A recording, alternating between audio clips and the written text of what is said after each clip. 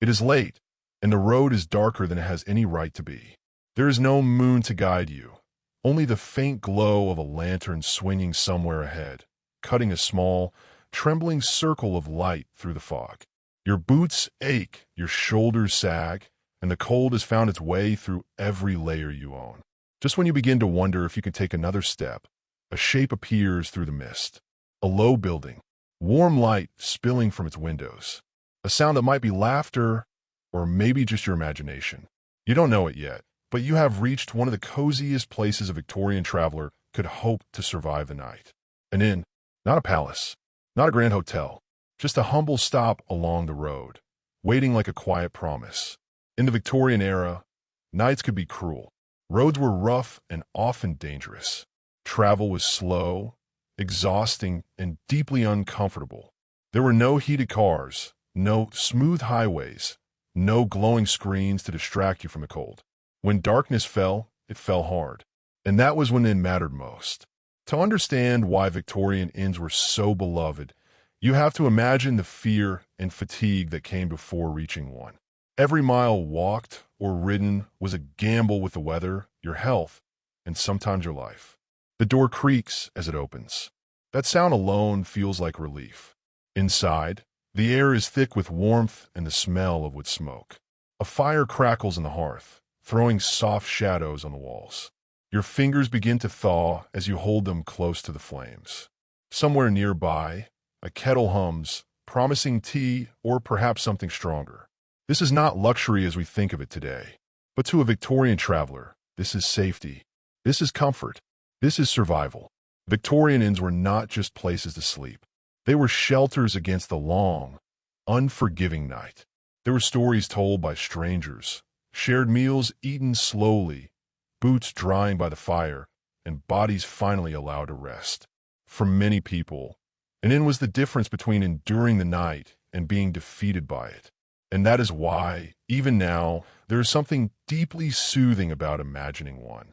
Outside, the wind howls. Inside, the thick walls hold it at bay. The windows are small, designed to keep warmth in and danger out. Candles flicker on wooden tables worn smooth by countless hands. Every scratch in the floor, every mark on the wall, tells a story of someone who came before you, just as tired, just as grateful. The Victorian world was loud and busy during the day, especially in growing cities filled with factories, smoke, and constant motion. But it existed on the edges of that noise. Some stood beside muddy country roads. Others sat near canals or railway lines, catching travelers at the end of a long journey. No matter where they were, they shared one purpose. When the sun went down, they became havens. You might imagine that nights in the Victorian era were always filled with danger, and sometimes they were. Crime, illness, and accidents were real threats. But step into an inn, and the world felt smaller and safer. The door was barred. The fire was fed. The innkeeper knew who was inside, and strangers quickly became familiar faces. Even if you had never met before, you were all bound by the same need for warmth and rest. The beds were simple, often shared rooms rather than private spaces. But the sheets were thick, the blankets heavy, and the mattresses stuffed with straw or feathers. After a long day of travel, it hardly mattered. Sleep came quickly, wrapped in the sounds of the building settling, the fire popping softly, and the muffled snores of fellow guests. There's a reason people today still find Victorian inns fascinating. In a world without modern comforts, they offered something rare and precious. Consistency. No matter how harsh the road had been, the inn promised the same things every night. A meal, a fire, a bed, and in uncertain times, that promise was everything. Imagine the people who passed through these doors. A clerk traveling for work, his coat damp from the rain.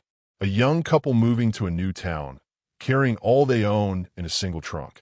A widow visiting family, nervous and tired, grateful to rest among strangers rather than alone on the road. Each one brought their worries inside with them, and for a few hours, those worries softened. The innkeeper stands behind the counter, wiping a mug with a cloth. He has seen it all. He knows who needs a kind word and who just wants silence. He knows which regulars will stay up late talking and which will retreat early to their beds. His job is not glamorous, but it is vital. In many ways, he is the quiet guardian of the night. Victorian inns were built to last. Thick stone or timber walls kept the cold out. Low ceilings trapped heat. Fireplaces were placed carefully, often at the heart of the building. Even the layout mattered. Long corridors, snug corners, and shared spaces encouraged warmth, both physical and social. You were rarely alone unless you wanted to be. Food at an inn was simple but filling. Stews, bread, cheese, maybe a joint of meat if you were lucky. After a day of hard travel, it tasted better than any feast. The smell alone could lift your spirits before you even sat down. Eating by firelight, with the wind rattling the windows, made the meal feel earned. And then there were the sounds. The clink of cutlery, the low murmur of conversation, the occasional burst of laughter. These were not just background noise. They were proof that you had made it through another day, that you were alive, warm, and among others doing the same. For those traveling alone, inns offered a rare sense of belonging. You might arrive as a stranger, but by morning, you were part of the quiet rhythm of the place. Sharing breakfast, exchanging nods, stepping back out onto the road, feeling a little stronger than before. It is easy to romanticize the past, but Victorian life was hard. Work was demanding. Medicine was limited. The future was uncertain for many. That is why these small moments of comfort mattered so much. A warm bed, a locked door, a fire that burned through the night. These were not small things. They were lifelines. As the night deepens, the inn settles. One by one, candles are blown out. The fire is banked low, glowing softly. Upstairs, footsteps fade. The building exhales, as if it too is resting. Outside, the darkness remains, thick and endless. But inside, the night feels gentle. Somewhere in the building, someone turns over in their sleep. Another sighs, finally warm after hours of cold. Dreams begin to take hold, shaped by the safety of the walls around them. For a few precious hours, the world feels kind. This is why Victorian inns were the coziest nights you'd ever survive. Not because they were perfect, but because they were enough. They offered shelter when shelter was not guaranteed.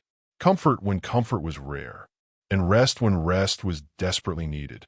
Yet not every story inside an inn was peaceful. Not every traveler slept easily. Some carried secrets.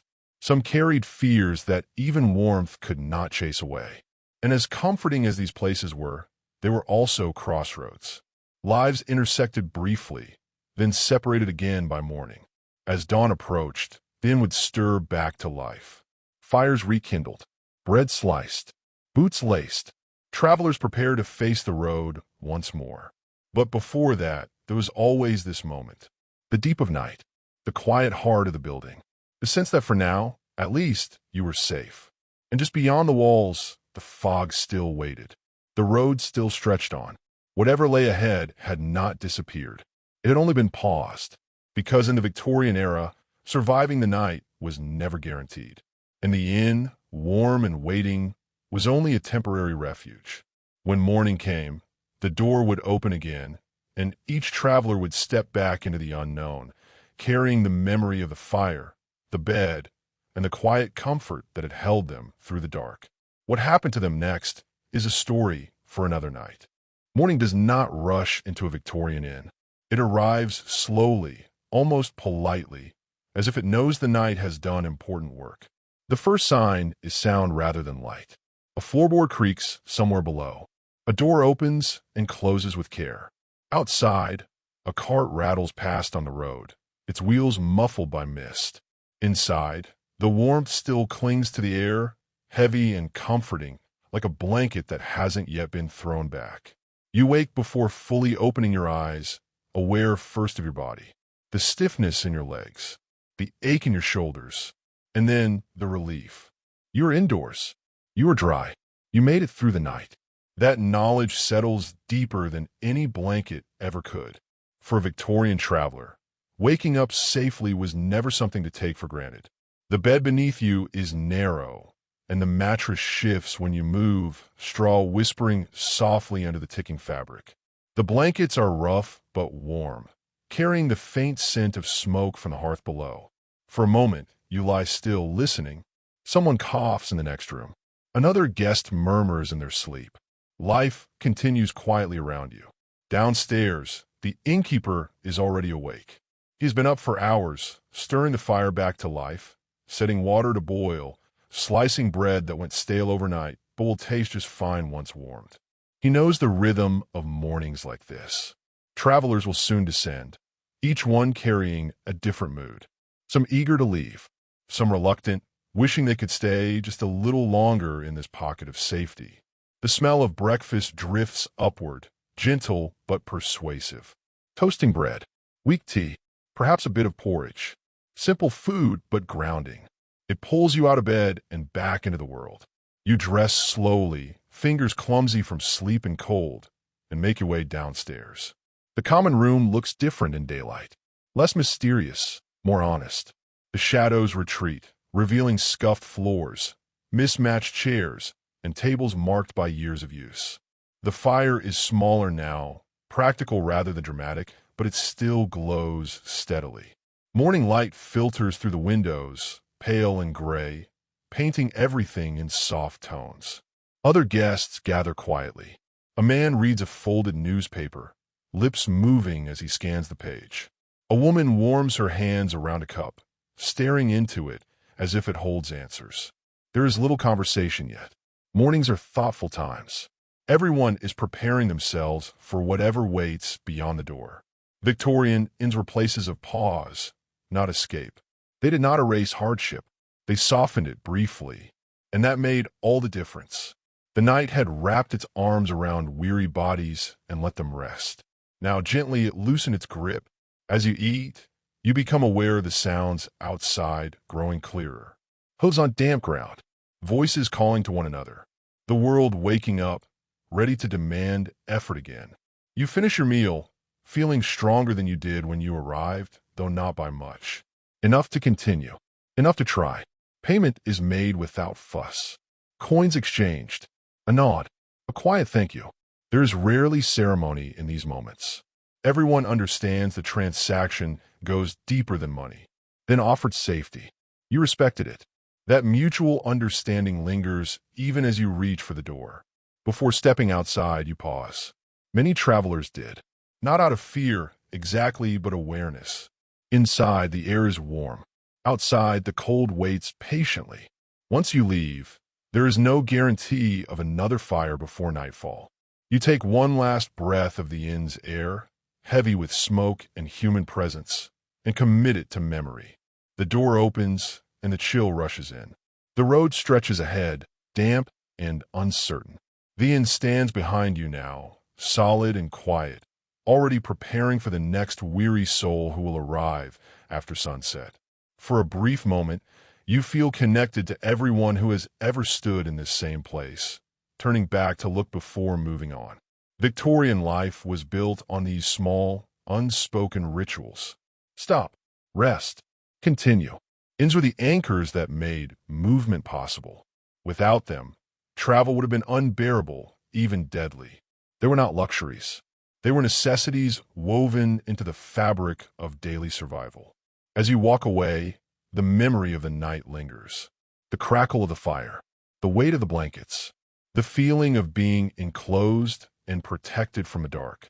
These memories travel with you, quiet but powerful, offering comfort when the road grows long again.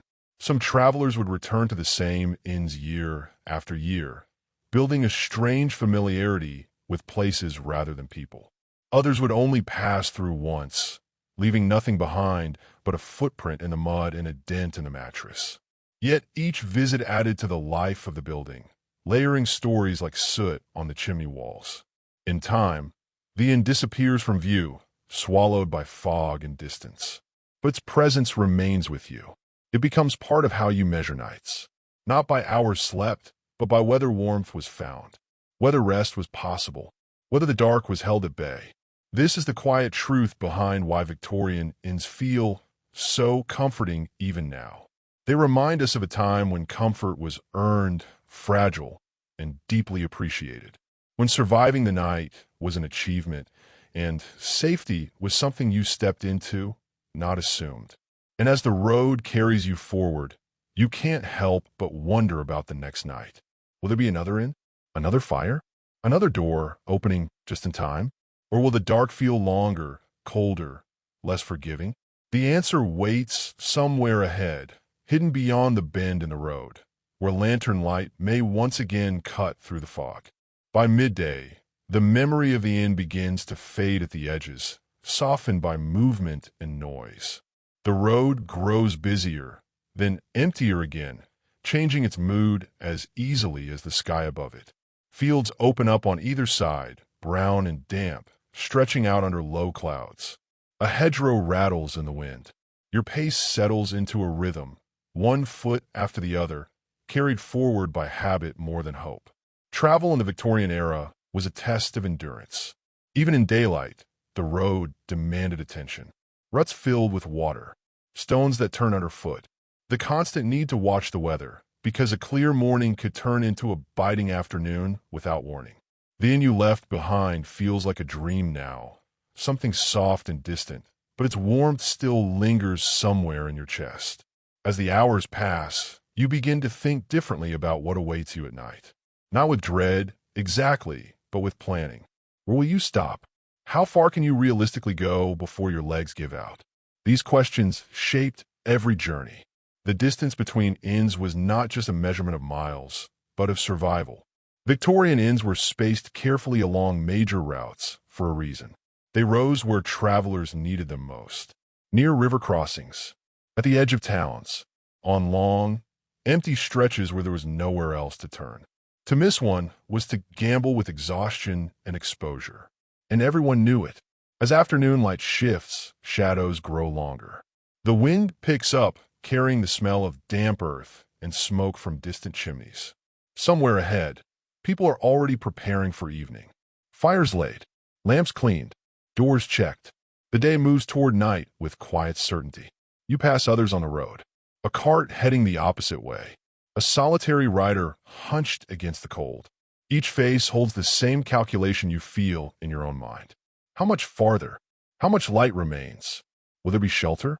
By the time the sun begins to sink, your steps slow. Fatigue settles in, heavy and familiar. This is the hour when the promise of an inn becomes more than comfort. It becomes necessity. You watch the road carefully now, scanning for signs. A hanging board, a cluster of buildings, a wisp of smoke rising against the darkening sky.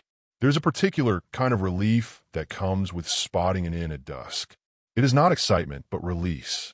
The tension you did not realize you were carrying loosens all at once. You straighten slightly. Your pace quickens, despite your tired legs. The night will not catch you unprepared this time. As you draw closer, the building takes shape. Solid, familiar in design, even if you have never been here before. A low roof, small windows glowing gold, the faint sound of voices drifting outward. It feels almost like recognition, as if the inn knows why you've come. Inside, the ritual begins again. The door closes behind you, sealing out the cold. Warmth greets you first, then sound, then smell. Then wraps around you like a well-worn coat. Others are already gathered by the fire, their faces lit from below, lines softened by the glow. This inn is much like the last, and yet entirely its own. The furniture is arranged differently. The innkeeper has a different voice. The fire crackles in a slightly different rhythm. But the purpose is the same, to hold the night at bay. You take a seat, letting your muscles relax at last. The chair creaks in protest, as if reminding you how many others have rested here before. A mug is placed in your hands, steam rising gently. You breathe it in, grateful beyond words. Conversation drifts around you, fragments of lives intersecting for a few hours. News from a town you've never seen. Complaints about the road. Laughter that surprises even the people making it. These moments are fleeting, but they matter. In a world where loneliness was common, shared space was a gift. Victorian inns were social spaces as much as shelters. They connected people who might otherwise pass each other in silence. For one night, everyone shared the same fire, the same roof, the the same fragile sense of security. That bond, however brief, was real.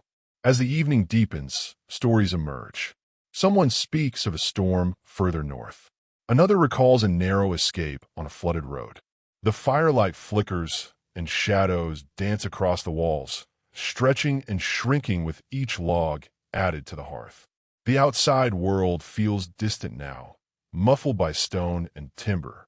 Dinner is served, and the room quiets, filled with the steady sound of eating. Hunger sharpens gratitude. Every bite feels earned. You eat slowly, savoring not just the food but the moment. The knowledge that for now, you're exactly where you need to be. Later, when beds are claimed and candles carried upstairs, the inn settles into its nighttime rhythm once more. The stairs groan under tired feet. Doors close gently. The fire is banked low. Darkness presses against the windows, curious but held back. Lying in bed, you listen to the building breathe. The sigh of wind outside. The soft crack of cooling embers. The presence of others nearby, close enough to hear, far enough to remain strangers. It is a peculiar comfort, this shared vulnerability. Sleep comes unevenly at first, then more deeply. Dreams drift in, shaped by the road and the warmth you've found again. The night passes as it always does, one quiet hour at a time. And yet, somewhere beneath the comfort, a question lingers. How many more nights like this lie ahead? How long can the road be held at bay by fire and walls and human kindness? Because every inn, no matter how welcoming, is only a pause. Morning will come, the door will open, and once again, the road will call, asking whether the next stretch will be as kind as the last. Even as the morning light spread over the fields, there was a sense that the world beyond the inn had not yet fully woken. The mist lingered in the hollows, clinging to the hedgerows, softening the edges of the road. Travelers set out, but the road was still long and unpredictable. Each mile stretched ahead like a question with no clear answer. And the thought of the next inn, the next place of refuge, hovered in the back of every mind. The history of these inns stretched back decades, often longer than anyone staying there could guess. Some had been built when horse-drawn carts were the fastest way across the country, others at crossroads where townships once claimed to be centers of commerce. Over time, each inn developed its own personality, a reflection of the travelers who passed through and the innkeepers who guided them. Some had walls scarred with accidents or quarrels. Others bore the faint scent of old smoke and spices, lingering like memories. It was impossible to look at any of them without feeling the weight of the stories trapped inside. Travelers spoke quietly about the inns they had passed. They shared impressions over the breakfast tables, offering hints to one another like secret maps. The one passed Red Hollow, someone murmured. Always warm, but the firewood runs low early in winter. Another would nod knowingly, adjusting the shawl around her shoulders. Yes, and the last time I stayed, a stranger came in after dark, soaked through, and the innkeeper never asked a question, just fed him and set him by the fire. Such tales were more than gossip. They were warnings, guides, and glimpses into a life lived on the edge of comfort and danger. The road itself seemed alive with possibility. Potholes and mud puddles could hide sharp stones. The wind carried whispers that travelers sometimes imagined were the voices of those who had passed before them. Horses were skittish, and a moment's hesitation could turn a steady journey into chaos. Every turn, every dip in the road, held the potential for surprise and the faint promise of an unkempt traveler's moving, hearts pounding with a mix of fear and hope. Behind the doors of these inns, life went on quietly, but it was never stagnant. Innkeepers managed both comfort and chaos, welcoming strangers who might be tired, hungry, or desperate. Some guests arrived with secrets, the kind that weighed on their shoulders as heavily as their luggage. Others were simply worn out by the relentless pace of life in the Victorian age, hoping for nothing more than rest. The innkeeper had to read them all, understand them quickly, and respond with a mixture of kindness and caution. There were rumors about inns that travelers would pass on in whispers. Some said certain places were cursed, that if you arrived too late or stayed too long, You might encounter more than cold floors and a weak breakfast. Others spoke of hidden rooms or basements, spaces where goods were stored or secrets were kept. Sometimes it was the sound of movement at night that set hearts racing. A creak on the stairs, a door opening when no one should have been there. In life was quiet, but the stillness often made the smallest sound feel amplified, like a warning or an invitation. In towns that had grown around the main roads, inns were hubs of information. Letters arrived from distant relatives. News of trade or politics traveled by messenger, and anyone who could afford to travel relied on inns as places to learn, plan, and occasionally conspire. The atmosphere could be lively and tense at the same time. Travelers' stories collided with local gossip. Deals were made over breakfast. Arguments erupted over a minor slight. The inn was a crossroads not just of roads, but of human ambition and human frailty. For those staying overnight, the inn offered more than warmth and food. It offered observation, a chance to watch people they might never see again, to notice habits, glances, and gestures that hinted at hidden lives. There were the weary businessmen, polite but watchful. Families traveling with children, juggling needs and tempers. Strangers who kept their heads down but seemed to be listening to every word spoken around them. And then there was the innkeeper, quietly observing all, a silent constant in the swirl of temporary visitors. The architecture of these inns was another layer of intrigue. Thick walls kept the chill at bay, but they also muffled sounds, making night noises seem louder in contrast. Narrow staircases, low ceilings, and small rooms created a sense of intimacy and sometimes unease. Each inn was built to be functional first, comfortable second, and mysterious in ways travelers could not always articulate. A shadow that shifted in the corner, a floorboard that groaned in a familiar rhythm, subtle things that made a place feel alive beyond the warmth of a fire. Even during the day, the inn's influence lingered in the travelers' minds. Memories of last night's fire or the soft mattress pulled through their journey like invisible threads. The thought of another safe stop was a quiet reassurance, a goal to keep moving toward. And yet, the road reminded them constantly that comfort was fragile. Fatigue could set in faster than expected. Weather could change without warning. Illness could strike in the least prepared moment. Every mile walked or ridden was a challenge, and every inn became a milestone, a small victory against the relentless uncertainty of life on the road. Among travelers, there were those who seemed drawn to inns for reasons beyond sleep and food. Some were writers, noting the life around them, capturing the essence of fleeting encounters.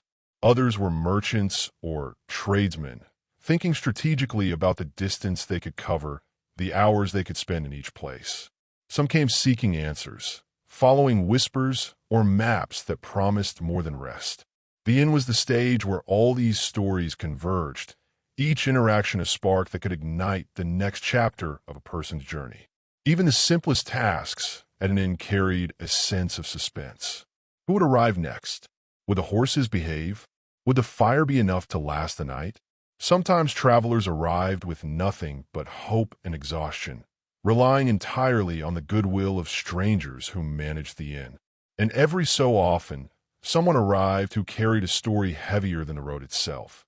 A traveler with a past that demanded attention or secrets that would not remain hidden for long.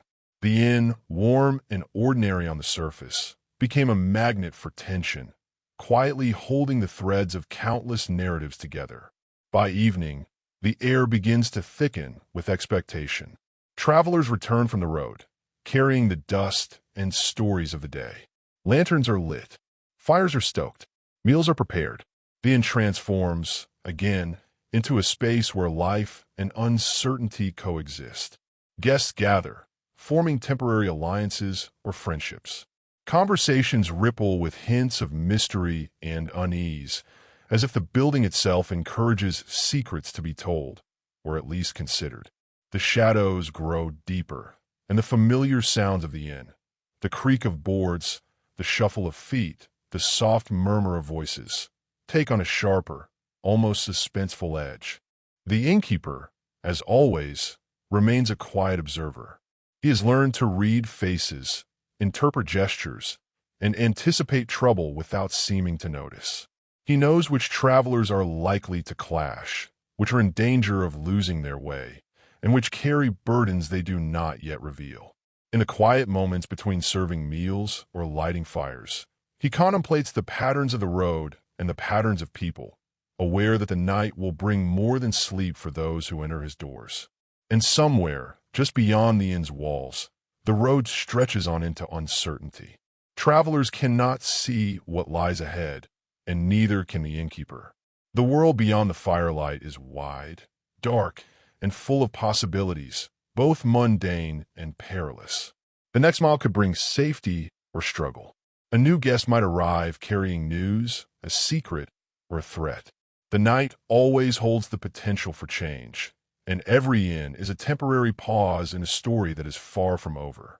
The promise of warmth, food, and shelter is never permanent.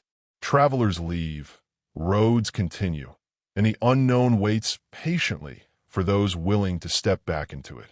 And the inns, steadfast and quiet, hold the echoes of past nights while preparing for the mysteries that will arrive with the next set of weary travelers. The question lingers: who will walk through the door next, and what story will they bring with them? The inn waits, patient, silent, ready to embrace yet another night of strangers, secrets, and suspense. And somewhere in the distance, the fog drifts, hinting that not every path is straightforward, and not every journey will end as planned. By the time dusk began to settle over the countryside, the inn once again took on its familiar, almost magical quality. The sun, low and muted behind a veil of clouds, cast long shadows over the fields and the road. Travelers, some weary, some anxious, others simply curious, began to appear, drawn by the same promise that had guided so many before them: warmth, shelter, and the chance to rest. There was something about these buildings, something intangible, that made even the most cautious traveler quicken their pace with hope. Inside, the common room buzzed with quiet activity.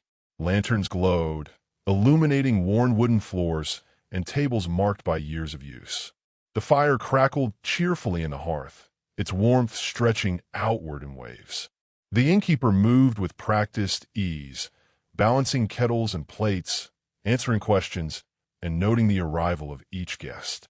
He was both guide and guardian, aware that the night could be as challenging as the day, and that the road left far more than dust and fatigue on those who traveled it.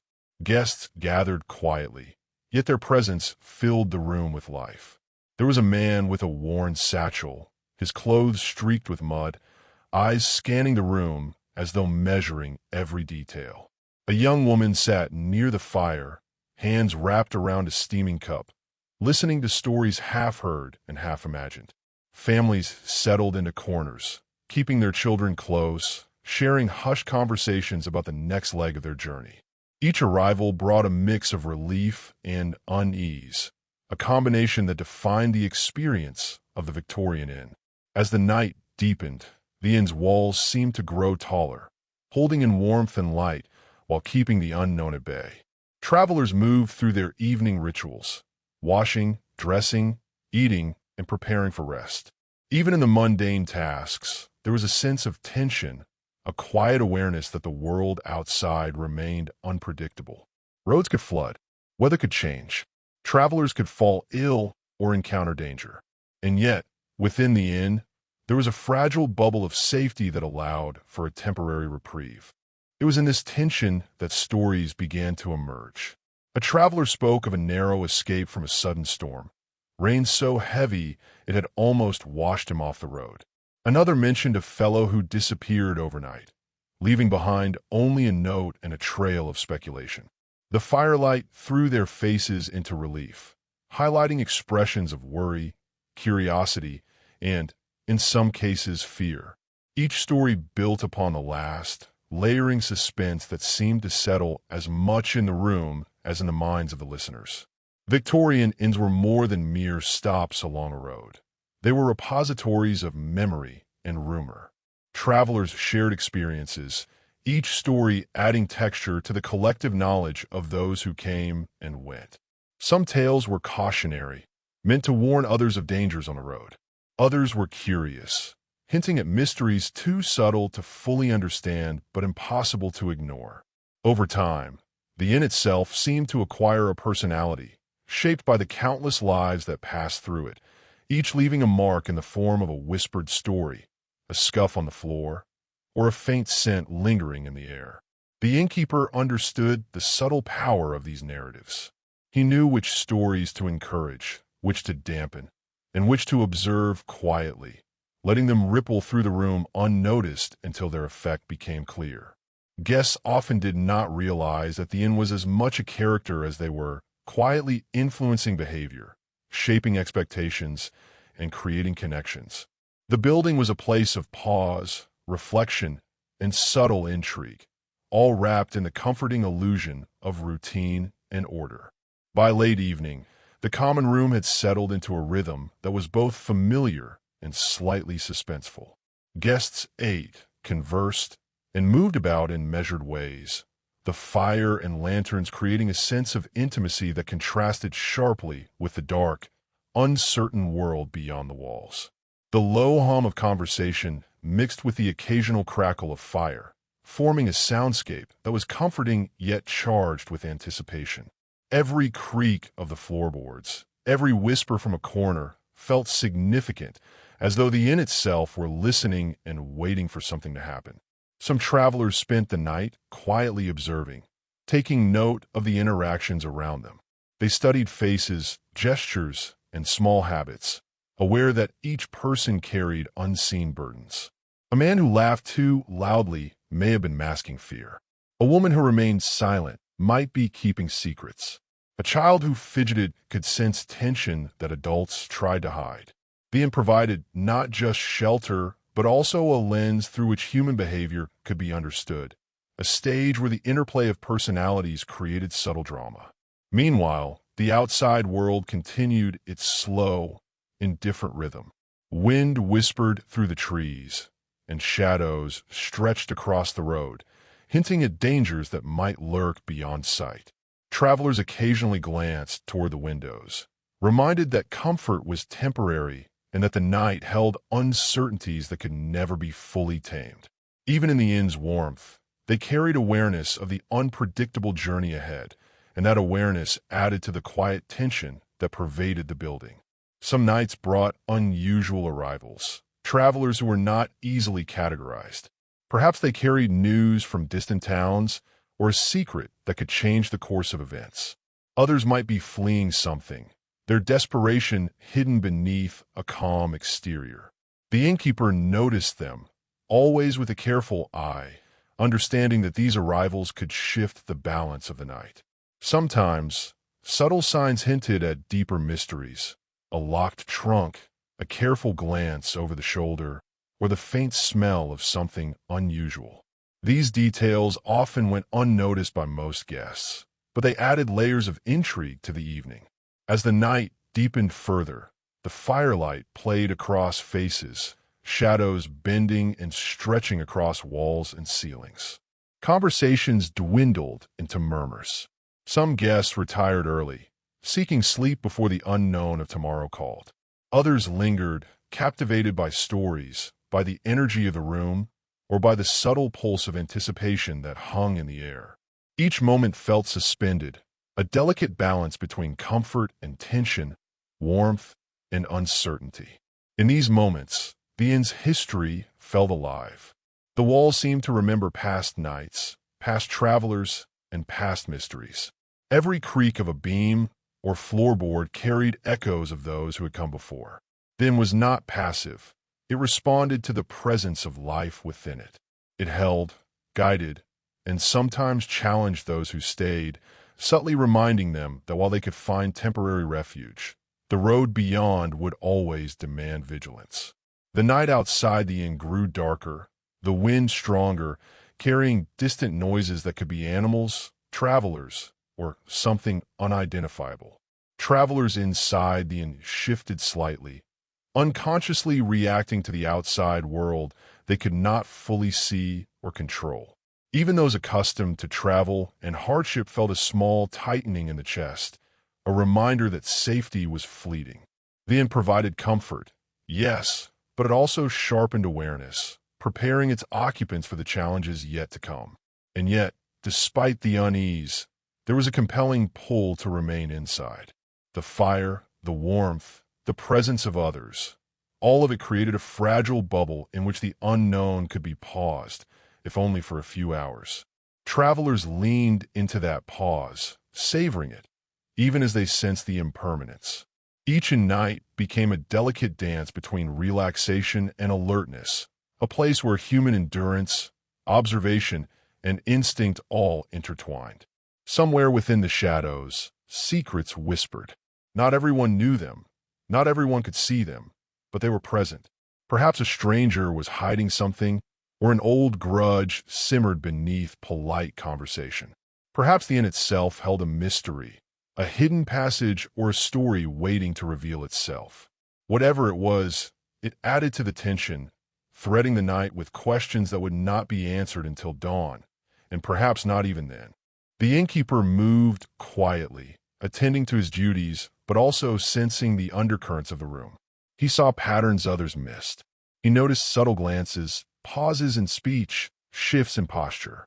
Each detail contributed to a larger story, one that the innkeeper had been following for years, and yet which never fully revealed itself.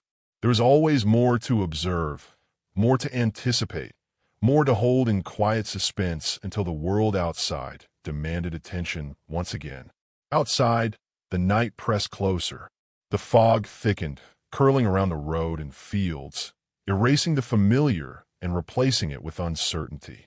Travelers listened to its whispers, aware that the world beyond the inn was waiting, patient, indifferent, and sometimes dangerous. Inside, they clung to warmth, light, and human connection, knowing that while comfort was temporary, it was also precious. The inn held them, guided them, and, in its quiet way, reminded them that survival was as much about patience and awareness as it was about rest. And as the firelight flickered and shadows shifted across the walls, one truth remained undeniable. The inn was more than a building. It was a character in its own right, a keeper of stories, a silent witness to journeys and secrets, and a bridge between the known and the unknown. Every creak, every whisper, every subtle glance added to the tension that hung in the room. Every traveler, no matter how experienced, carried the awareness that night always held surprises, and that the comfort of the inn, however deep, could never fully shield them from the road that awaited at dawn. The question remained, what would the next traveler bring? What story, secret, or mystery would arrive with them? And how would it change the fragile rhythm of the night? The inn waited, patient, silent, ready to reveal more than it seemed willing to at first glance, leaving the answers suspended until the next chapter of the road's uncertain journey. The night deepened, folding the countryside into darkness. Beyond the inn, the road disappeared into a fog that seemed to swallow the familiar. Inside, the fire continued its quiet, steady burn, but there was a subtle shift in the room's energy. Travelers moved differently now, more alert, more aware of each other, as though the inn itself had sensed that something unusual was unfolding. It was the kind of tension that could not be named but could be felt, like a thread pulling taut across the walls, the floors, and even the furniture that had long since absorbed countless stories. At one table, a man with a furrowed brow studied a map by the lantern light. He traced the routes of the day with his finger, pausing at certain points as if trying to predict where danger might lie ahead. His boots were caked with mud, his coat damp from an unexpected drizzle, but it was not the weather that worried him.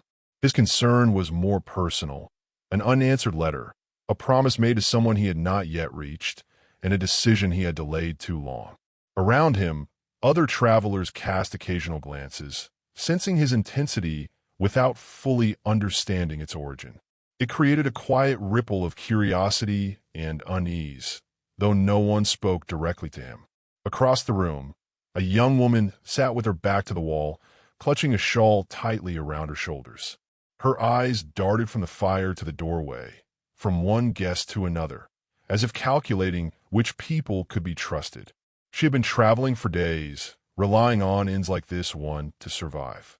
She carried little with her, but what she did carry, letters, a small bundle of belongings, and a secret she could not yet reveal, was enough to keep her constantly on edge.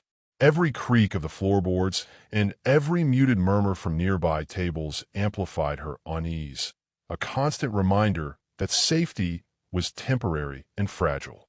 The innkeeper observed both from behind his counter, aware of the undercurrents of the room without intruding. He had seen travelers like them before, one carrying urgency and worry, the other suspicion and caution. Both were ordinary in their need for shelter, yet extraordinary in what they carried unseen. The innkeeper had learned to read the subtle signs, a hand clenching too tightly, a gaze lingering too long, a foot tapping with unspent tension. The building itself seemed to respond to these unspoken energies, the firelight flickering a little brighter or the shadows shifting ever so slightly when the tension became too thick. In the corner, a small subplot was unfolding as well. A merchant and his assistant argued quietly over a ledger, whispering numbers and deadlines.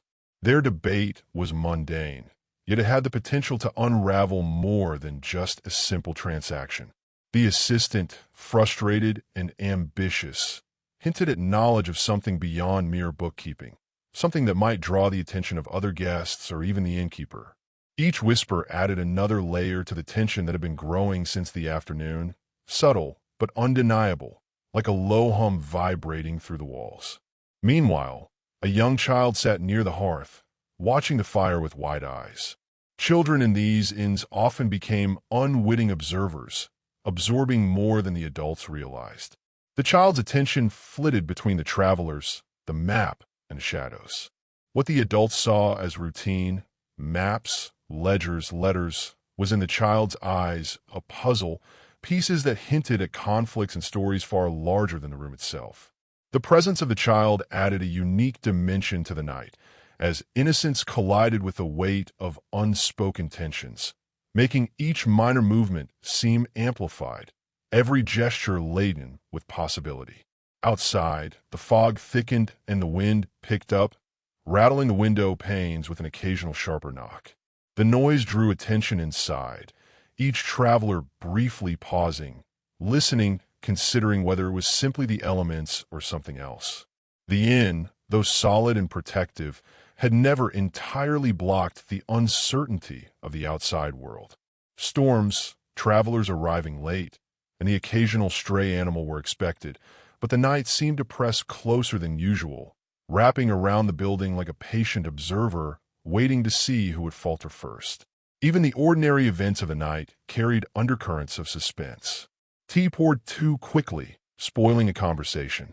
A chair scraped against the floor, punctuating a pause in speech that otherwise might have passed unnoticed. Each sound was magnified by the collective attention of the room.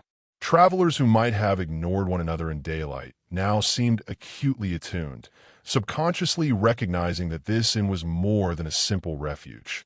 It was a crossroads where intentions, secrets, and conflicts were converging. In one small, quiet moment, the man with the map caught the gaze of the young woman across the room. There was no recognition, only an acknowledgement of parallel urgency. She shifted slightly, unsure whether to interpret the glance as threat, curiosity, or coincidence. The innkeeper noticed, of course, and allowed the subtle tension to remain, knowing that conflict often revealed itself in these quiet exchanges. The fire cast shadows between them, highlighting the unspoken layers of interaction that carried as much weight as any overt conversation. Meanwhile, the merchant and assistant continued their low debate, unaware that their words were being heard by others. A slight shift in tone, a mention of a delayed delivery, hinted at pressures beyond the ledger. There were undertones of risk and consequence, subtle yet potent, suggesting that even the mundane actions within an inn could trigger chains of events that stretched beyond the walls. The inn, with its history of hosting travelers and secrets, seemed to respond, as if anticipating which threads might unravel first. Throughout the evening, the fog and wind outside continued their quiet intrusion. Occasionally, a gust rattled the windows, a sound that caused everyone to pause for just a heartbeat. In these moments, the inn felt both safe and precarious, a place where comfort was balanced against a heightened awareness of the unknown. Every traveler felt the duality, the warmth of the hearth and the constant reminder that the road, though temporarily paused, still waited beyond the door, holding uncertainty in patient suspense. A sudden knock on the outer door drew immediate attention. Travelers turned toward it, instinctively tense. The innkeeper moved deliberately, unhurried, and opened it to reveal a figure shrouded in cloak and shadow. No words were spoken at first, only the sound of boots on the threshold and the wind pushing against the building. The figure entered, carrying the weight of unseen burdens, and immediately the room shifted. The map-watching man, the cautious woman, the merchant, the assistant, even the child near the fire, all were momentarily affected by this single arrival. The inn had become a stage for convergence, and the night was far from ordinary. Even as the newcomer removed their cloak and settled by the fire, a sense of unresolved tension grew. Each traveler began to wonder who the figure was, why they had arrived, and what secrets or intentions they might bring. The innkeeper, quiet and observant, maintained his position at the center of the room, aware that the night could pivot in a single moment, and that even small gestures, an offered seat, a glance, a question, could shape the unfolding story. In these hours, the inn demonstrated its unique power.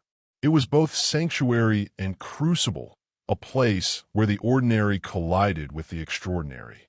The traveler's personal conflicts, the man's unanswered letters, the woman's secret, the merchant's ambiguous obligations, intersected with the arrival of the mysterious figure, creating layers of tension that could not yet be resolved. Each subplot intertwined, leaving questions in the air. Which stories would unfold first? Which secrets would reveal themselves? And which travelers would emerge unchanged by the night's convergence? The fire flickered again, casting long shadows over the faces and objects in the room. The fog pressed at the windows, a reminder that the world outside was patient and indifferent. Travelers shifted in their seats, some aware of the gathering threads of suspense, others lost in their private concerns. The inn remained a constant, solid yet alive, holding in warmth and light while harboring the potential for revelation, confrontation, or discovery. No one spoke of the larger conflict yet. It lingered like smoke in the room, felt but unseen. Every glance, movement, and sound contributed to it, layering uncertainty and expectation. The night pressed forward, quiet yet charged, leaving the inn as a crucible where stories, secrets, and suspense converged, and where the ultimate resolution, whatever it might be, was still far away. The inn settled into a rhythm that was both comforting and taut with tension. The firelight flickered, shadows stretching across the walls like fingers, reaching into corners where imagination and anxiety intertwined. Travelers moved slowly, deliberately, each step and gesture carrying meaning that often went unnoticed yet contributed to the subtle drama of the night. In the quiet of the common room, unspoken questions hovered in the air. Who could be trusted? What secrets are being carried here? And most pressing of all, what would unfold before the night was over? The man with the map had returned to his calculations, though his focus was now sharpened by the arrival of the cloaked figure. He traced routes with a renewed intensity, trying to anticipate the unknown. He sensed that something about this traveler's presence might intersect with his own plans in ways he could not yet predict. His fingers tapped lightly on the table, almost imperceptibly, a rhythm of thought, worry, and urgency that mirrored the pulse of the room itself. The young woman remained close to the fire, still clutching her shawl as if it offered more than warmth, a shield against prying eyes and unknown intentions. Her gaze drifted from the newcomer to the map-watching man and back again, calculating risk and opportunity in quiet, almost invisible movements. She had learned over long days of travel that every detail mattered. A glance, a sigh, a slip of a hand could reveal more than words ever could. Tonight, those small observations were heightened, as though the inn itself was amplifying the tension. Even the child near the hearth noticed the shift. Wide-eyed, the child watched the movements of each traveler, the way shadows seemed to curl differently around the newcomer, and the subtle changes in the firelight. The child had begun to understand, instinctively, that it were not merely places of warmth and sleep, but stages where human behavior, intentions, and secrets converged. Every gesture, every whispered conversation carried significance beyond immediate understanding, and the child absorbed it all with silent attention. The merchant and his assistant, meanwhile, continued their quiet argument over the ledger, though the focus of their debate had shifted subtly with the arrival of the cloaked figure. Numbers were no longer the sole concern. Hints of timing, obligation, and opportunity now threaded through their words. Their discussion, while seemingly mundane to outsiders, carried the weight of consequence. It was possible that their plans, whatever they were, might intersect with the stranger, altering outcomes in ways neither they nor the other travelers could yet imagine. The innkeeper remained the center of quiet authority. He moved among the guests with effortless grace, offering food or drink, adjusting the fire, and observing with the practiced eye of someone who had seen countless nights unfold with all their intricacies. He had learned that conflict often arose from the smallest interactions, a misplaced word, a glance, or a timing misstep. Yet he rarely intervened, trusting the ebb and flow of the night to reveal what needed to be revealed, and relying on the structure of the inn itself, the walls, the hearth, and the subtle rhythm of activity, to manage the tensions that simmered just beneath the surface. Outside, the wind pressed against the building, rattling windows with a persistence that reminded everyone inside that the world beyond was patient, indifferent, and occasionally dangerous. The fog thickened, curling around the road and hedgerows, swallowing familiar sights and sounds. Every so often, a distant noise, hooves striking a muddy road, the cry of an animal, the subtle hiss of movement, reminded the travelers that their respite was temporary and that the unknown waited just beyond the doors of the inn. The cloaked figure finally spoke, their voice low and measured. Words were few, carefully chosen, yet they carried weight that immediately shifted the dynamic in the room. Heads turned, glances exchanged, and an unspoken understanding spread. This traveler had a story that would not remain private for long, whether by choice or circumstance. The tension that had hovered, subtle but persistent, now coiled more tightly, as though the inn itself recognized the significance of what had arrived with the newcomer.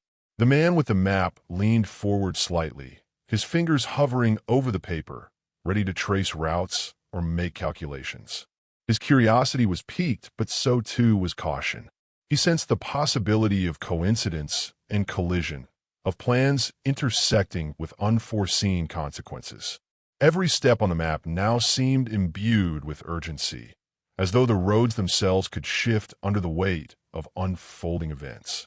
The young woman adjusted her shawl, her attention moving with precise calculation. She had spent enough nights in unfamiliar inns to recognize the signs of potential danger, as well as opportunity. The newcomer could be an ally, an observer, or a threat. Each possibility carried implications she could not yet measure. Her instincts, honed by necessity and experience, told her to watch, to wait, and to prepare for action if circumstances demanded it. Meanwhile, the merchant and his assistant whispered more urgently, aware that the cloaked figure had shifted the balance in the room. Numbers, deliveries, obligations, all were now secondary to a broader awareness that there were forces beyond their control at play.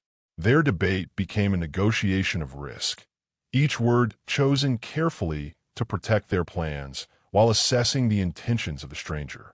Even the child sensed the shift in energy, recognizing that the room was no longer merely a space for rest, but a stage where secrets, intentions, and potential conflicts converged.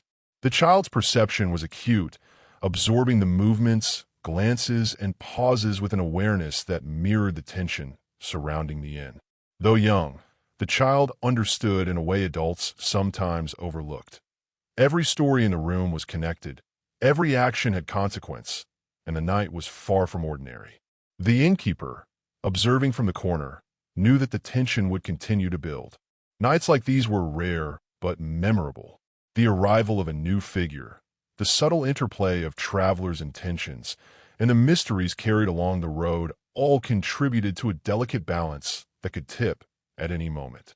He understood that the night's true events often unfolded not in overt confrontation, but in small gestures, whispered words, and carefully measured actions. Beyond the windows, the fog continued to press closer. Shadows lengthened, coiling across the road and fields, masking whatever lay beyond the reach of lantern light. Travelers glanced toward the door more than once, reminded that safety was temporary and fragile. The inn was a sanctuary, yes, but it was also a liminal space, a boundary between the known and the unknown, between certainty and uncertainty. Every detail, sound, shadow, glance, carried potential significance. A sudden creak upstairs drew attention.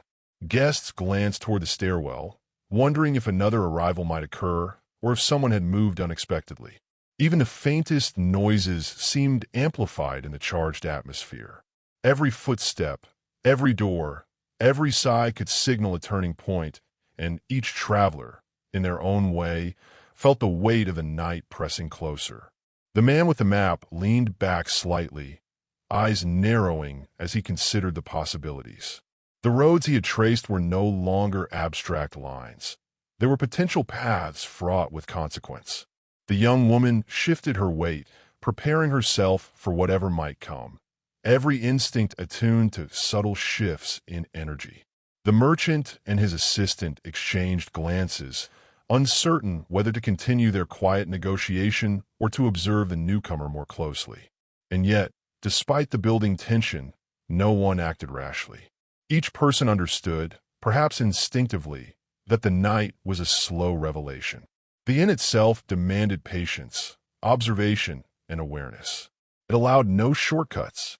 Every secret, every intention, every conflict would emerge in time, and only those who remained attentive would understand their full significance.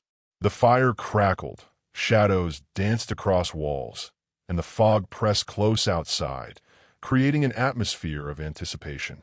Travelers adjusted, whispered, observed, and waited. The inn remained steady, a silent guardian and witness, holding the convergence of personalities, secrets, and tensions in its walls.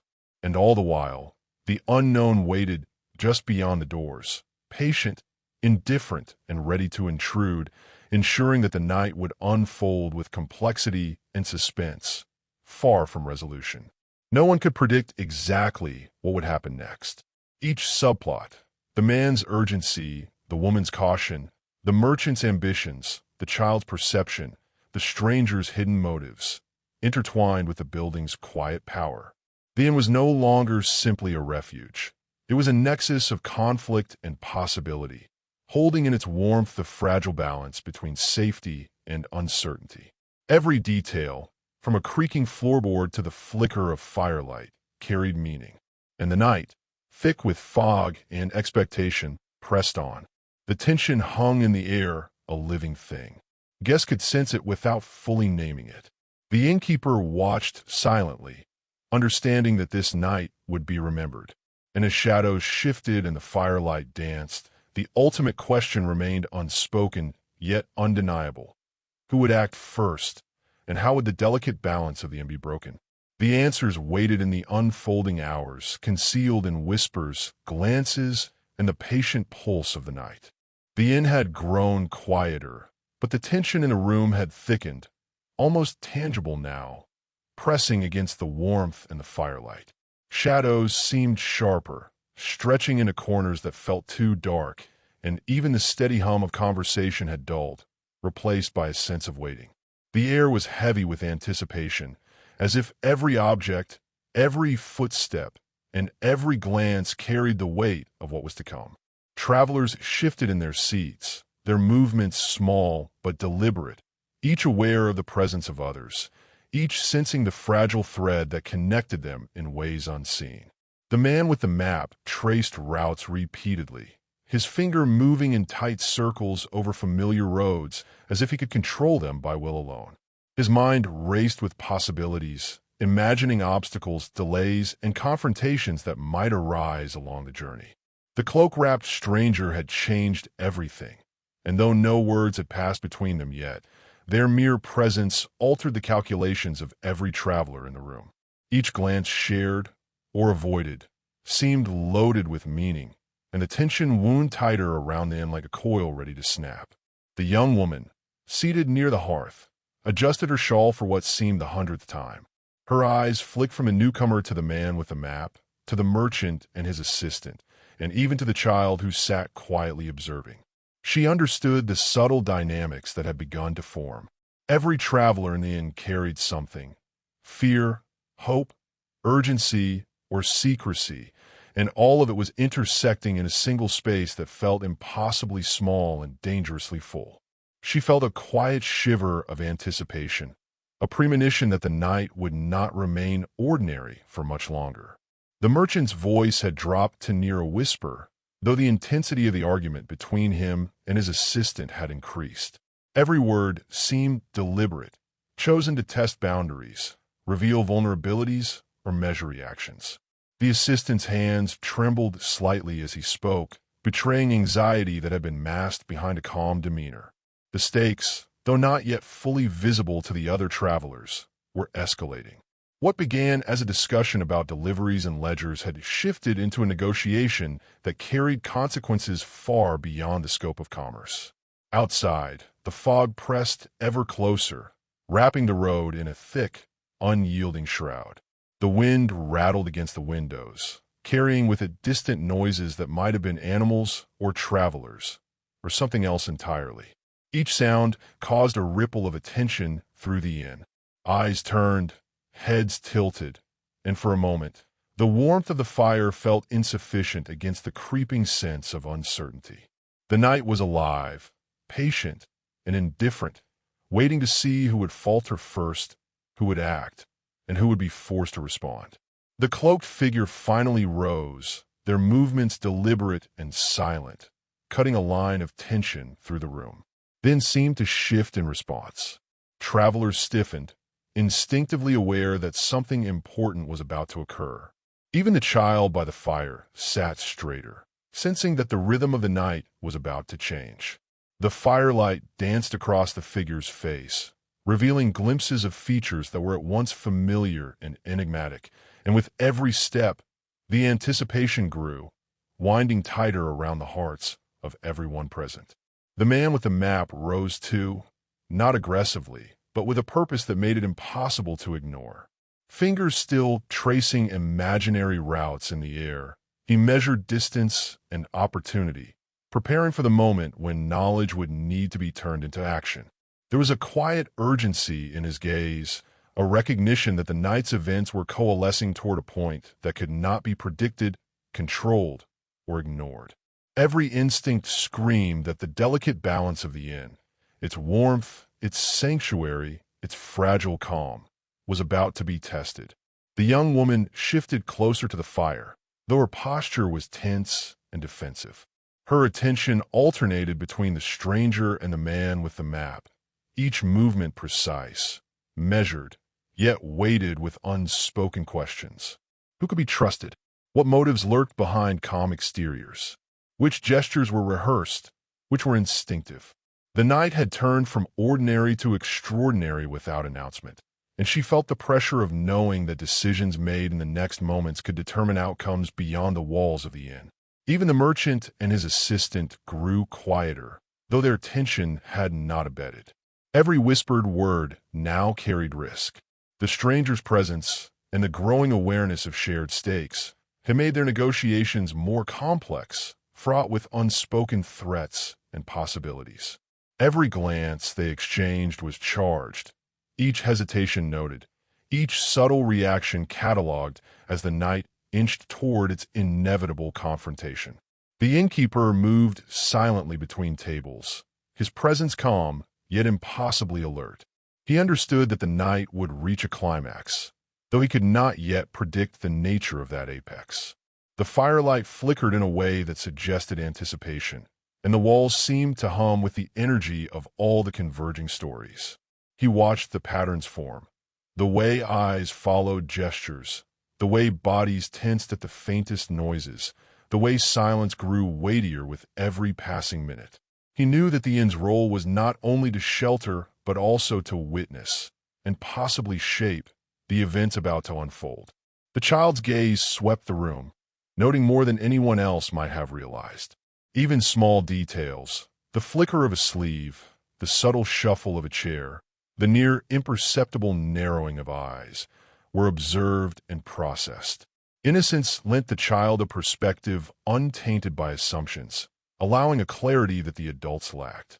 The child sensed that the room was a pressure cooker, a stage where tension had reached its peak, and that the events about to occur would be impossible to ignore.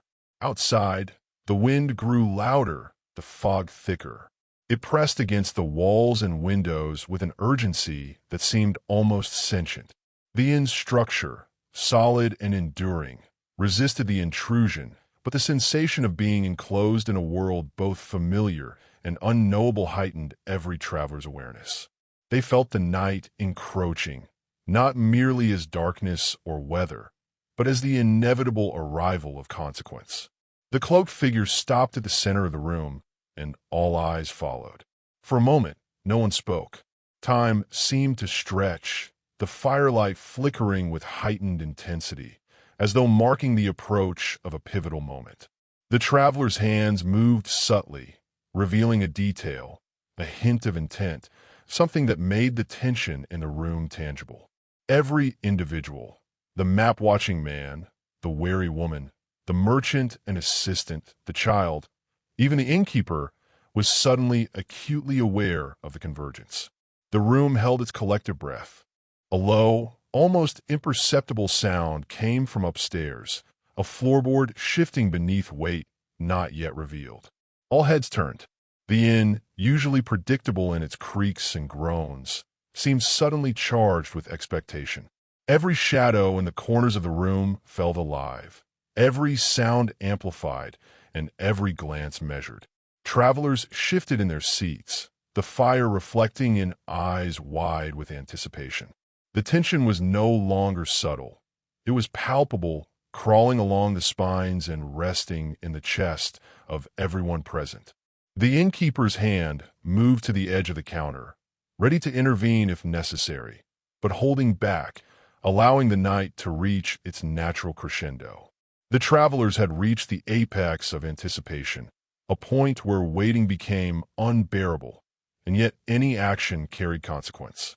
Conversations had dwindled to murmurs, whispers, and gestures, each calculated to protect, reveal, or obscure. The inn itself seemed to hold its breath, ready to witness the climax that had been building quietly since sunset. A sudden knock at the door echoed sharply through the room, louder than the wind or fog could explain. Eyes snapped to the entrance, hands tightened, and the firelight flickered as though startled.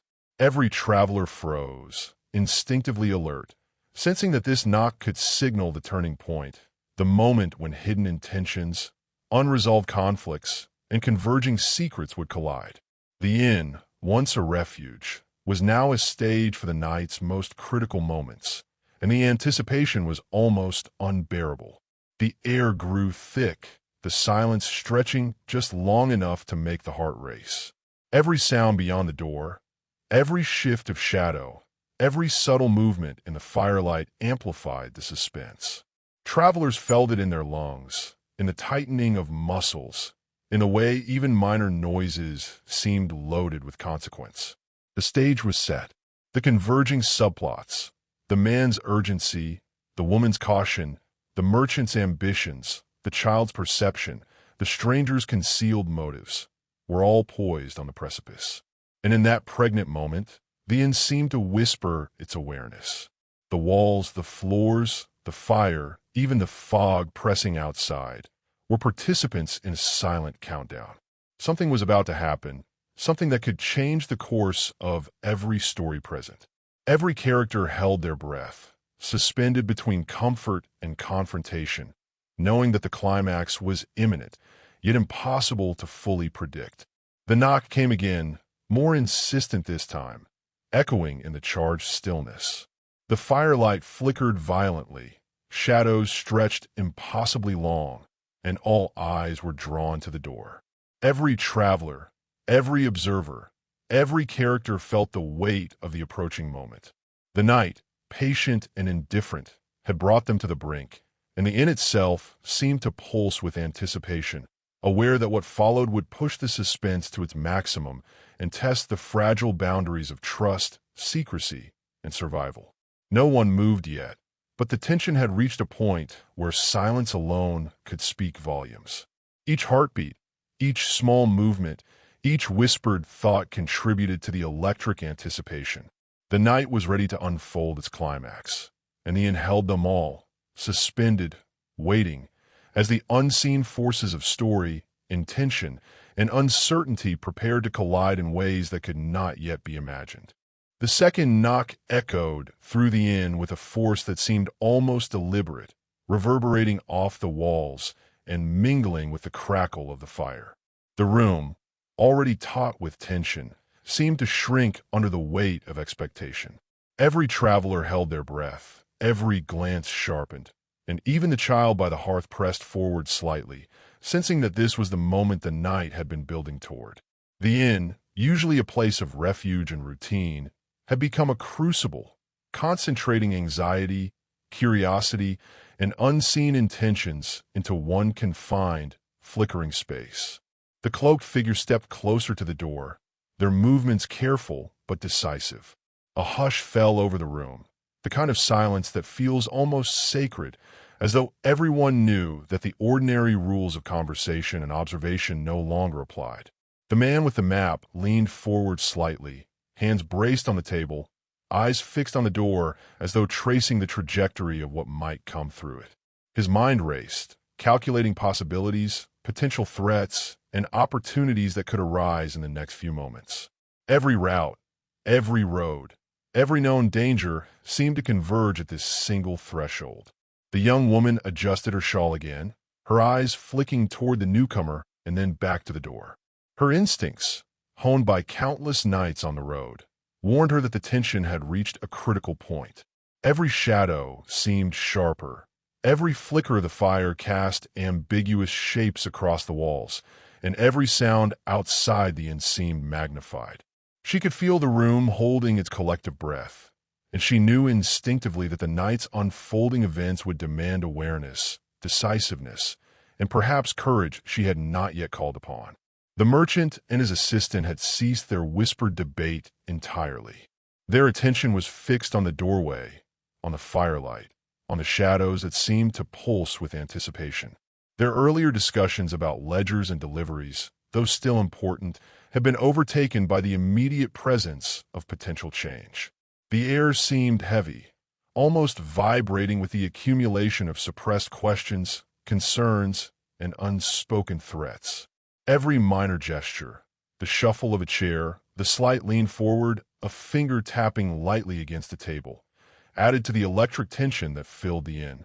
The innkeeper, ever vigilant, remained behind the counter, observing the shifting dynamics with an awareness born of experience.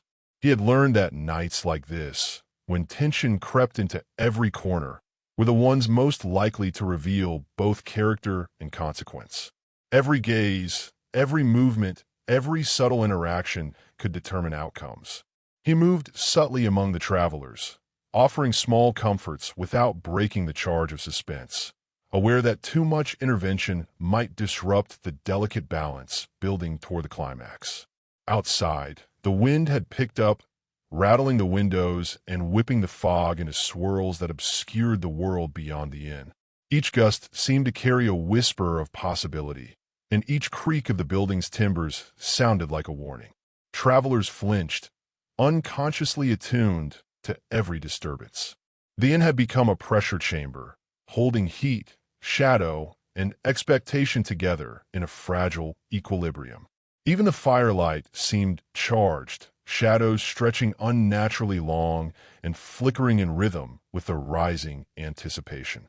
The cloaked figure reached for the door, and every movement in the room seemed magnified by the suspense. The man with the map shifted slightly, preparing himself, fingers hovering above the table, ready to act if necessary. The young woman's eyes narrowed, instinct sharpening as she calculated angles of approach, possible threats, and contingencies. The merchant and his assistant exchanged a subtle glance, tension coiling like a spring as they sensed that the unfolding moment could alter their plans irrevocably. Then, for a heartbeat, nothing happened. Time stretched in the quiet, amplifying the smallest sounds: a creak of the floorboards, a rustle of clothing, the soft crackle of the fire. The inn seemed to hold its breath along with its occupants, as though every brick, beam, and pane of glass were participants in the suspense. The fog outside pressed closer, thickening around the building, and the wind seemed to whisper secrets that only the night could understand. Every traveler, now fully aware of the approaching climax, felt a mixture of fear, anticipation, and fascination. Finally, the door creaked open. A figure stepped inside, tall, shadowed, and deliberate. The room seemed to tense collectively, the firelight throwing long shadows across the walls, making familiar objects appear strange and ambiguous. Eyes followed the newcomer, measuring, weighing, and anticipating. The inn had become a theater, and each traveler a participant, suspended in a moment where anything could happen, yet nothing was yet revealed. The newcomer's gaze swept the room, lingering on the man with the map, the young woman, the merchant and his assistant, and even the child by the fire. Each glance carried weight, loaded with meaning that no one could fully interpret in that instant. The air itself seemed to thrum with anticipation, charged by the collision of so many stories, secrets, and intentions. The innkeeper watched quietly, understanding that the night's climax was not a single event, but a series of interwoven moments, each amplifying the suspense of the last. The man with the map rose fully now, his eyes locked on the newcomer. There was a subtle tightening in his jaw, a sharpening of focus that suggested both recognition and calculation. Something about this arrival intersected with his plans in ways that he could not yet fully define, yet he felt the weight of necessity pressing upon him. Every instinct, every calculation, demanded vigilance, preparation, and awareness. The room seemed to shrink around him, the tension amplifying every heartbeat, every breath, every flicker of firelight. The young woman shifted forward, her hands tightening slightly around her shawl. She felt the gravity of the moment, the unseen forces converging in the room, and the fragile balance between safety and confrontation teetering on the edge. The traveler's intent, the man's urgency, the merchant's ambition, and the quiet observation of the child all combined to create a storm of anticipation. Every sense was heightened, every instinct was alive. The inn had become a crucible where ordinary life and extraordinary tension intertwined. The merchant cleared his throat, his voice low, almost cautious, breaking the silence for a brief, deliberate moment. "You've arrived earlier than expected," he said, though the words hung in the air with uncertainty. The assistant shifted nervously, aware that this small exchange could set off a chain of events with consequences none of them could yet fully predict. Every subtle gesture, every glance, every whisper had potential significance in a room where tension was now nearly unbearable. The child by the fire continued to watch, silently cataloging every movement, every flicker of expression. Even without understanding the full stakes, the child sensed the heightening suspense, feeling the room vibrate with possibilities. The young observer understood, in a way adults often overlooked, that this night would be remembered, that something pivotal was about to occur, and that the resolution of these converging stories remained just out of reach. Outside, the wind howled more insistently, rattling the windows, shaking loose branches that tapped against the walls. The fog thickened, obscuring any view beyond the inn, pressing the outside world close, and making the interior feel simultaneously safe and claustrophobic. The night seemed aware, patient yet charged, a living participant in the suspense that had reached its zenith. Every traveler in the inn was aware of it. Every glance, every subtle movement, every held breath reflecting the shared anticipation. The cloaked newcomer moved closer to the hearth, and the firelight illuminated a glimpse of features that were sharp, deliberate, and unreadable.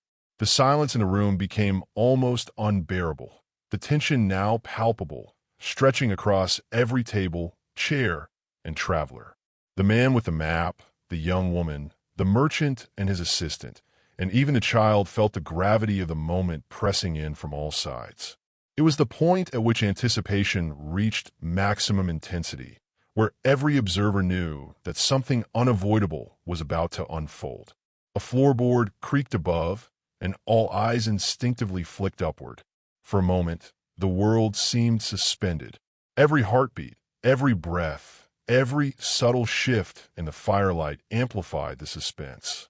The inn, with its walls steeped in memory, its floorboards creaking under unseen weight, and its hearth glowing steadily, became a stage where the convergence of human intent, secret motives, and fragile trust reached a critical apex.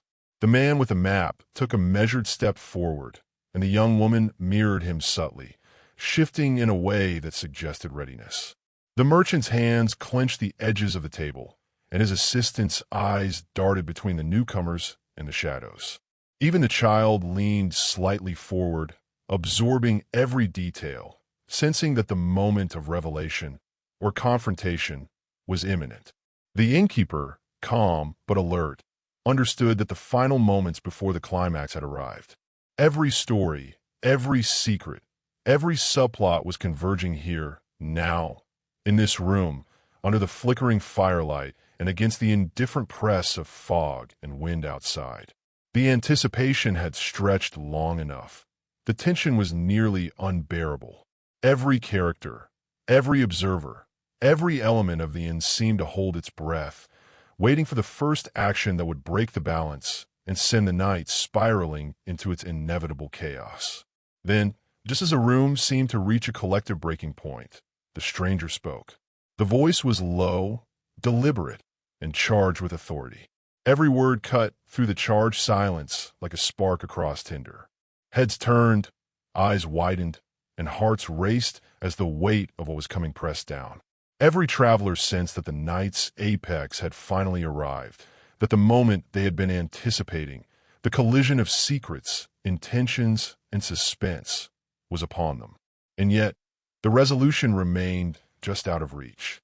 Every glance, every subtle movement, every whispered breath suggested possibilities, consequences, and choices, but nothing had been revealed. The inn held its secrets as tightly as it held its warmth. Shadows stretched like barriers, and the night waited with patient intensity, knowing that the unfolding climax would demand more than instinct or observation. It would demand courage, perception, and an understanding of the fragile threads connecting everyone in the room. Every traveler felt it. The mounting suspense, the electric anticipation, the sense that the ordinary world had been suspended to make way for something extraordinary. The fire flickered, the fog pressed closer, and the inn itself seemed to hum with awareness. The stage was set, the players in place, and the night had reached its peak of tension. The stories, secrets, and conflicts that had built throughout the evening now converged, suspended on the knife edge between revelation and resolution. And so the inn waited. The travelers waited. The night waited. Everything was poised, balanced at the edge of action, anticipation, and consequence, as the climax drew ever closer, threatening to shatter the fragile calm that had held the room together since sunset. The moment of truth, of confrontation, of revelation, loomed, but remained just beyond reach, leaving every heartbeat, every breath, and every glance charged with suspense, anticipation, and the unknown. The room seemed to pulse with the weight of unspoken anticipation. Every shadow, every flicker of firelight carried a promise of imminent change. The travelers were caught in the hush that only comes before something unavoidable, a silence that is anything but peaceful. The inn, solid and familiar, felt transformed, its walls no longer merely sheltering, but complicit in the suspense that pressed on everyone inside. The air was heavy, thick with the smell of burning wood and the faint hint of damp fog seeping in from outside. Every small sound, the rustle of clothing, the soft scrape of a chair, the distant groan of the building settling, was amplified, charged with possibility.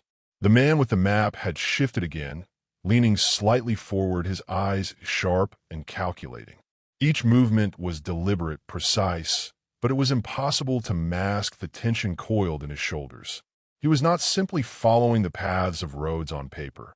He was tracing unseen routes of consequence, pathways that might determine who would act first and who might be forced into reaction. His mind raced through every possible scenario, every threat and opportunity, while his eyes continually flicked to the cloaked stranger who had not yet fully revealed their intent. The young woman by the hearth remained tense, every muscle alert, every breath shallow but controlled. She adjusted her shawl once more, as if the simple act could ground her against the rising pressure. Her gaze darted between the man with the map, the stranger, the merchant, and his assistant, calculating the web of possible outcomes. She understood that appearances were misleading, that every subtle shift in posture or glance could signal intention, and that the night would test more than courage. It would test perception. The faintest misstep could unravel a chain of carefully held secrets. The merchant's hand hovered over the table, fingers curling slightly as though bracing for impact. His assistant's eyes darted nervously, tracing the patterns of movement across the room, noting the tiniest inconsistencies and imagining the worst. Every word they had whispered before now felt insufficient, every small strategy incomplete.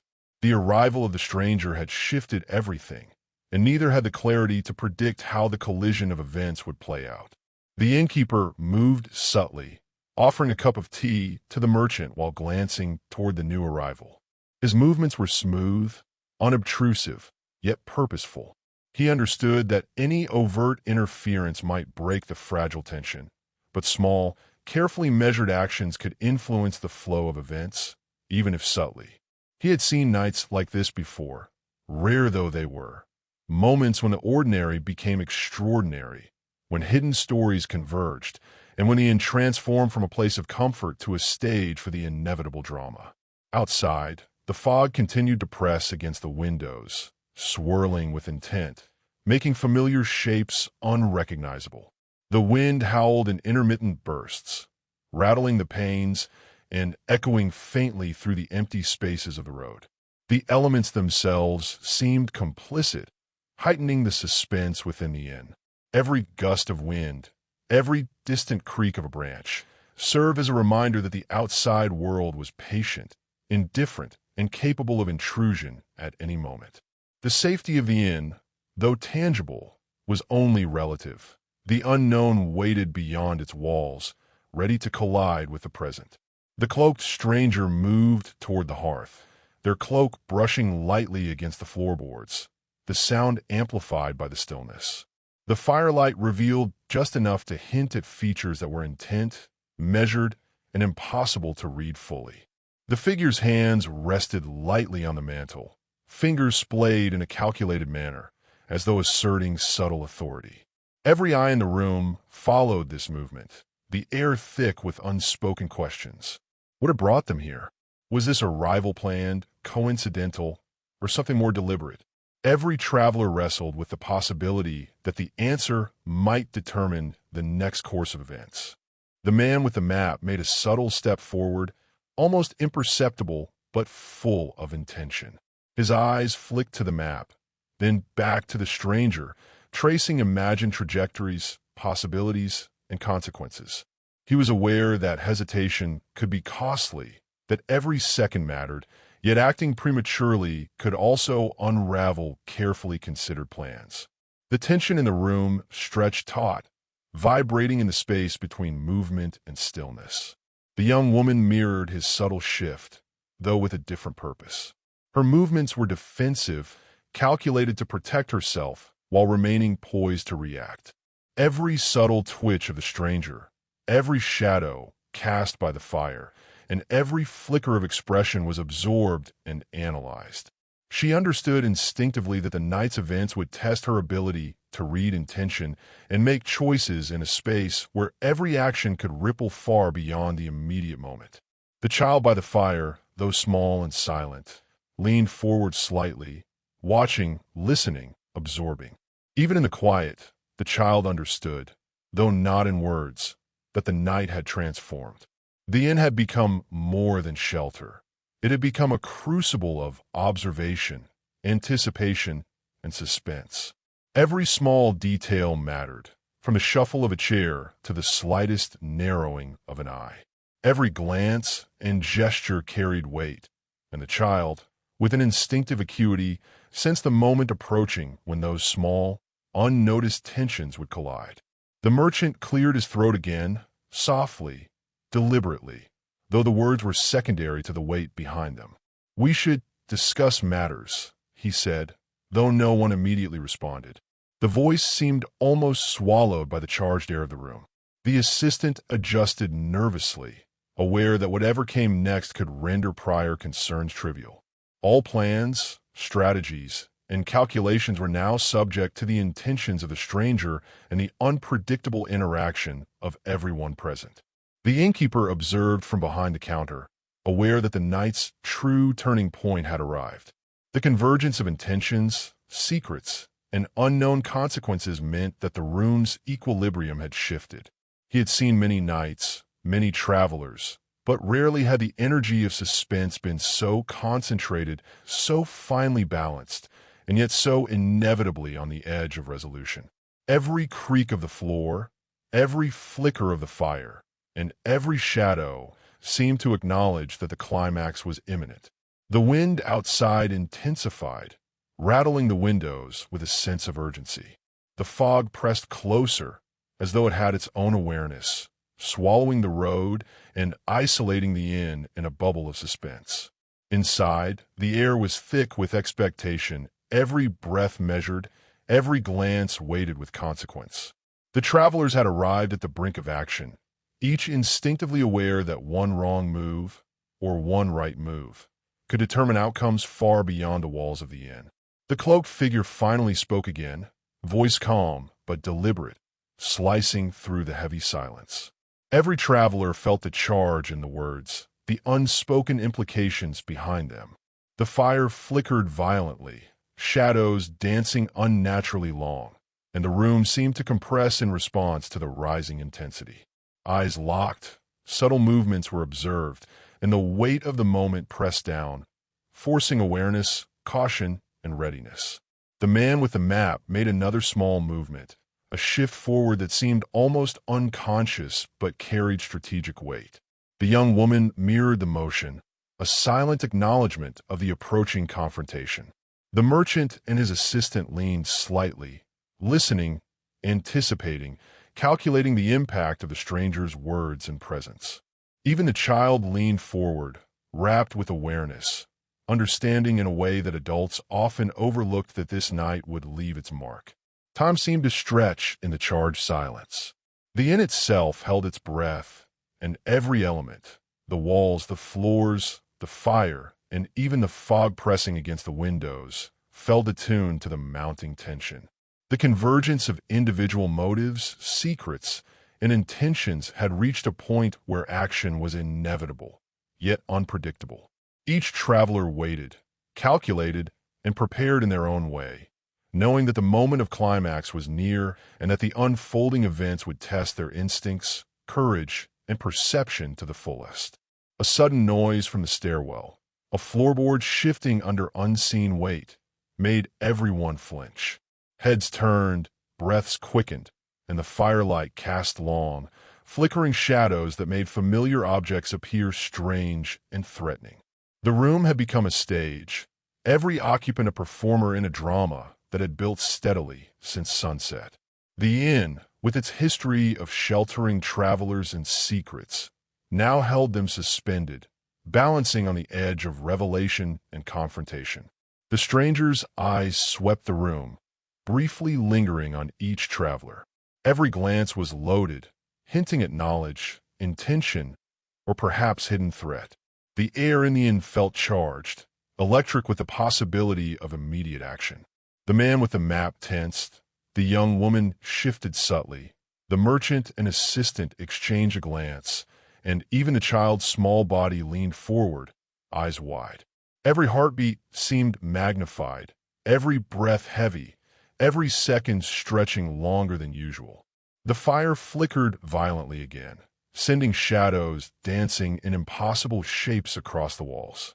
The inn seemed alive with anticipation, the structure itself bearing witness to the suspense that had reached its zenith. Outside, the fog and wind conspired, pressing closer, isolating the inn, and enhancing the tension inside. The world beyond was patient, indifferent, and remote, leaving the travelers and the stranger in a charged microcosm where resolution was imminent yet delayed. Every traveler felt it. The moment approaching when observation would give way to action, when hidden intentions would collide, when the carefully held equilibrium would shatter. The innkeeper, calm yet alert, understood that the apex of suspense had arrived.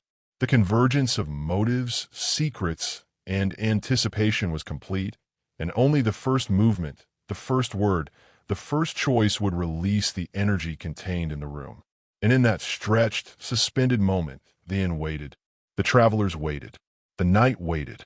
Every element, the shadows, the fire, the fog, the creaking floors, held its breath. The stage was set. The players were in place. The suspense had reached its peak, and the climax, though imminent, had not yet been revealed.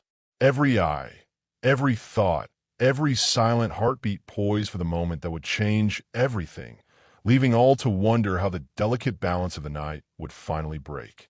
The inn's warmth now felt fragile, the shadows heavy, and the anticipation almost unbearable. The tension held, tight and unyielding, with the promise that in the next instant, the fragile threads connecting each traveler, secret, and intention would be tested to their limits. The night, patient and indifferent, had brought everyone to the precipice, leaving them suspended in the charged air, ready for the moment that would inevitably come, but not yet revealed. Just as the room seemed to teeter on the edge of action, another sound broke the thick silence, a soft, deliberate shuffle from the far corner, where the shadows pooled deepest. It was almost imperceptible, yet in a space already charged with tension, it carried enormous weight. Every eye turned instinctively. The fire flickered violently, casting strange, distorted shapes that danced across the walls, making the corners seem to breathe. The travelers stiffened, and even the child near the hearth instinctively pressed back against the warmth of the rug, sensing that the delicate balance of the night had just shifted. The cloaked stranger's gaze sharpened, darting toward the shadowed corner with an intensity that suggested recognition or threat, or perhaps both. The man with the map froze mid-step, hands hovering above the table as if to defend his calculations, yet unsure which move might now provoke danger. The young woman's grip on her shawl tightened, instincts screaming that the situation had grown more complex, far beyond her initial calculations.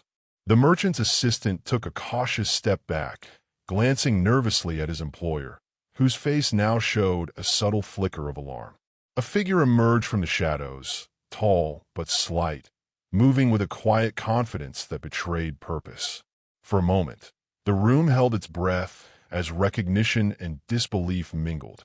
It was someone the travelers did not expect, someone whose presence complicated everything. The newcomer carried an air of authority, but also a hint of danger, a reminder that the night's stakes had just risen exponentially. Whispers of what this meant seemed to hang in the room, unsaid but felt in every glance and posture. The man with the map finally spoke, his voice tight with urgency. You shouldn't be here." His words trembled slightly, not in fear, but in the weight of their implication. Whatever had just arrived had the potential to change his plans, disrupt his calculations, and shift the balance of power in ways he could not yet measure. The inn, usually a neutral stage for travelers, now felt like a chessboard with pieces in motion, each move capable of profound consequences. The young woman's eyes narrowed, darting between the cloaked figure and the newly arrived stranger. Every instinct she had honed for reading intentions screamed at her that this was no ordinary encounter. Her mind raced with questions. What were the motivations here? Who could be trusted? Could the merchant's secret dealings intersect with this sudden complication? The layers of tension multiplied, folding upon themselves, and she realized that understanding the situation might require more than observation. It would require action, and perhaps risk she had not yet prepared for. The merchant stiffened, recognizing the new arrival instantly. His lips pressed into a thin line, and a bead of sweat traced down the side of his temple. The assistant mirrored the reaction, though less controlled, hands trembling ever so slightly as his mind cataloged the increasing dangers. Whatever agenda they had carried in with them, the ledgers, the calculations, the negotiations, was now overshadowed by the immediate threat of this second, unexpected player. The child, watching quietly from the hearth, sensed the subtle escalation before anyone spoke. Even without understanding the full implications, the shift in energy was palpable. A new variable, unpredictable and charged with consequence, had entered the carefully balanced stage. Shadows seemed darker, the fire's warmth less comforting, and the fog pressing against the windows outside appeared almost conspiratorial. The night had transformed, and the inn had become the center of a suspense that felt almost alive. The cloaked strangers' attention sharpened, their movements deliberate as they assessed the new arrival. The air between them seemed to hum with unspoken tension, a silent confrontation that hinted at history, grudges, or secrets neither had revealed yet. The man with the map exhaled slowly, eyes scanning possible escape routes or alternative paths. Every route on paper now seemed insufficient for the complexity of the unfolding drama. The inn, the travelers, and the stranger's intentions had created a network of possibilities too tangled for simple calculation. The young woman moved subtly closer to the fire, positioning herself in a way that offered both cover and observation. Her instincts told her that she might need to intervene, or perhaps mediate, but every choice carried risk. The newcomer's presence changed the stakes. What had been tense became urgent. What had been suspenseful now hinted at imminent conflict. The merchant and his assistant whispered rapidly, though even they knew that no secret word could fully prepare them for the shifting dynamics now in motion. A gust of wind rattled the windows violently, and the firelight danced across the room in erratic patterns. The shadows seemed to pulse, creating the illusion of movement in corners previously thought empty. Every traveler instinctively reacted to the heightened atmosphere. Breaths came quicker, muscles tightened, and the room's collective anticipation thickened. The inn, which had offered the promise of refuge, now felt like a crucible where hidden agendas, unforeseen threats, and converging secrets were about to collide. The new figure spoke at last, their voice calm, but carrying an authority that demanded attention.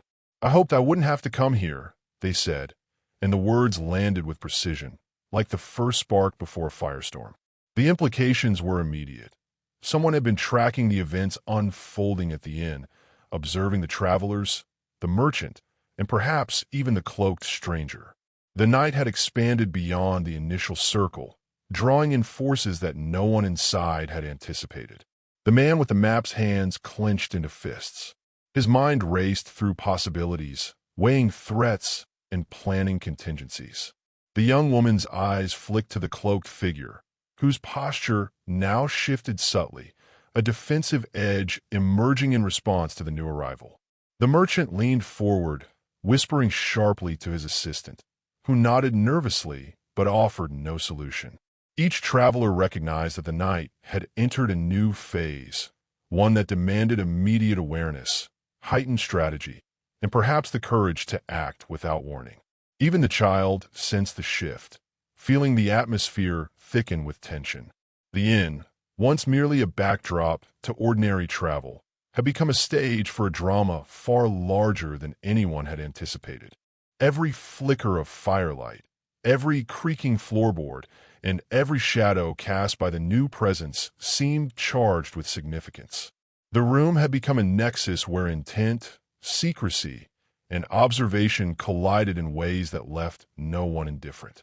The wind outside grew louder, more insistent, rattling the windows as if echoing the escalating conflict within. The fog pressed against the walls, thick and opaque, isolating the inn and intensifying the suspense.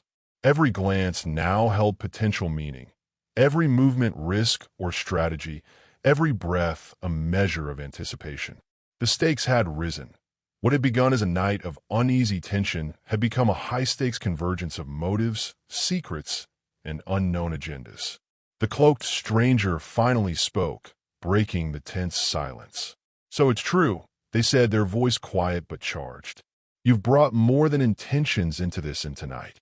The words hung in the room, laden with accusation, surprise, and the weight of hidden knowledge. The second figure's presence had not just escalated the tension.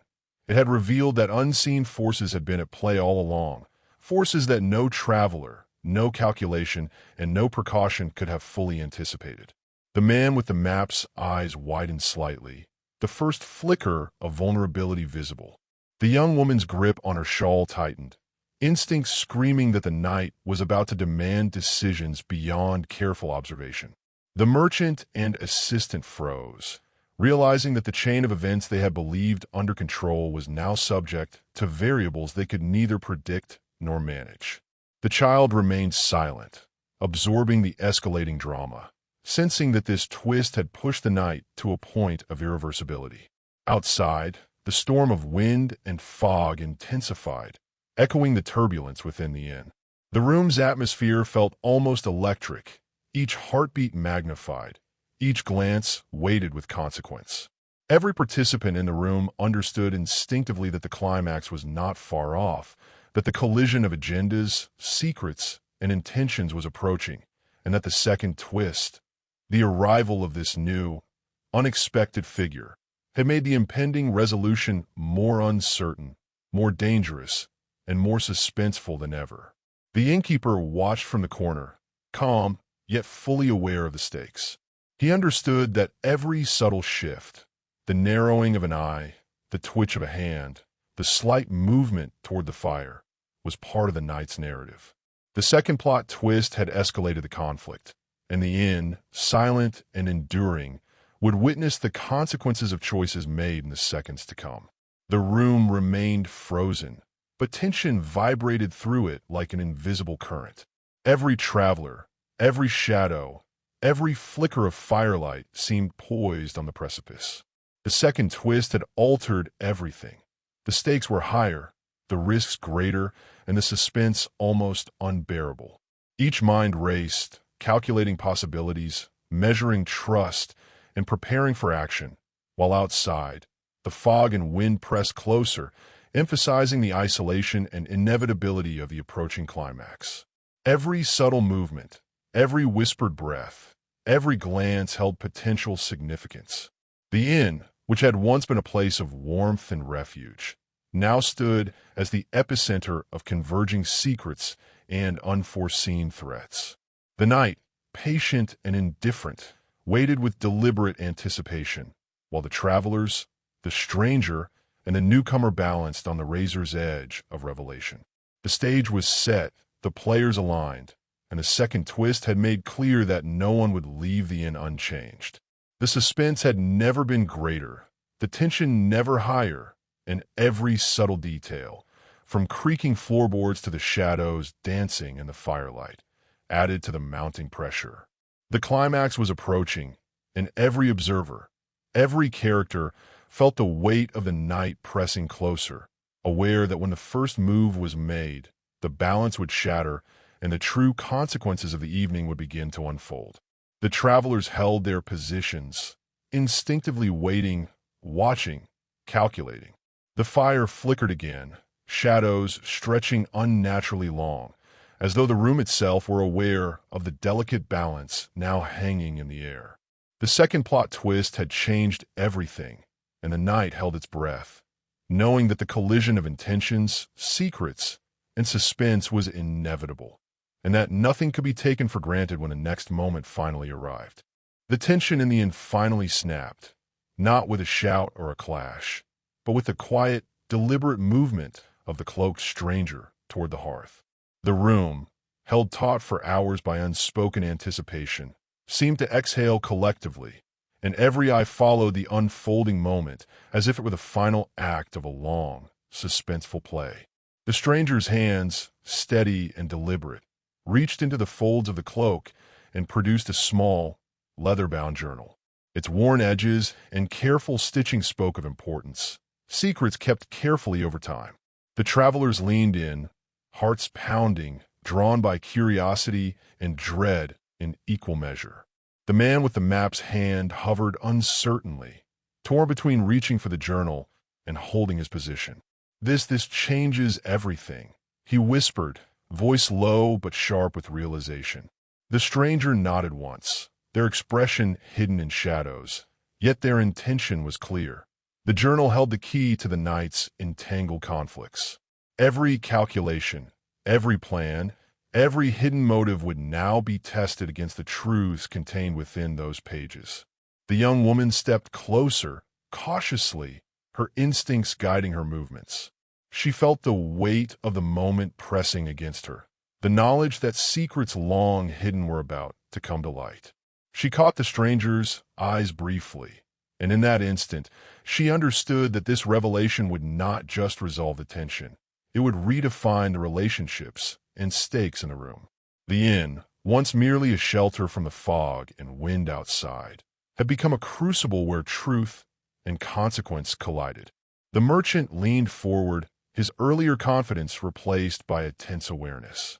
He whispered urgently to his assistant, who shook his head, realizing that no scheme, no ledger, no argument could now shield them from the truths the journal would reveal. The child, quietly observing from the hearth, sensed the importance of the moment and pressed closer, curiosity and apprehension mingling in wide, attentive eyes. The inn seemed to hold its breath, the firelight dancing across faces tense with anticipation. The stranger opened the journal carefully, turning the pages with deliberate slowness. Secrets, confessions, and hidden movements spilled into the light of the fire. Names, places, and plans long concealed now became clear. The man with the map's eyes widened as he recognized paths he had thought secure now exposed, risks he had underestimated laid bare. The young woman stiffened, realizing that her careful navigation of the night had been part of a larger story she had not fully grasped. Even the merchant's face paled, the weight of exposure pressing on him in a way he could not counter. The room seemed to vibrate with the intensity of revelation. The stranger's calm voice narrated fragments of the journal, exposing alliances, betrayals, and carefully hidden agendas. Every traveler felt the culmination of the night's suspense crystallize in these moments, the tangled conflicts finally aligning into a pattern they could comprehend. The inn itself seemed to resonate, walls bearing witness to the resolution of tensions that had grown throughout the evening. As the last entries of the journal were revealed, the primary conflicts resolved themselves almost simultaneously. The man with the map realized the best route forward had been compromised, but now understood an alternative path that would allow him to act without confrontation. The young woman saw that her cautious approach had positioned her to mediate successfully, preventing disaster.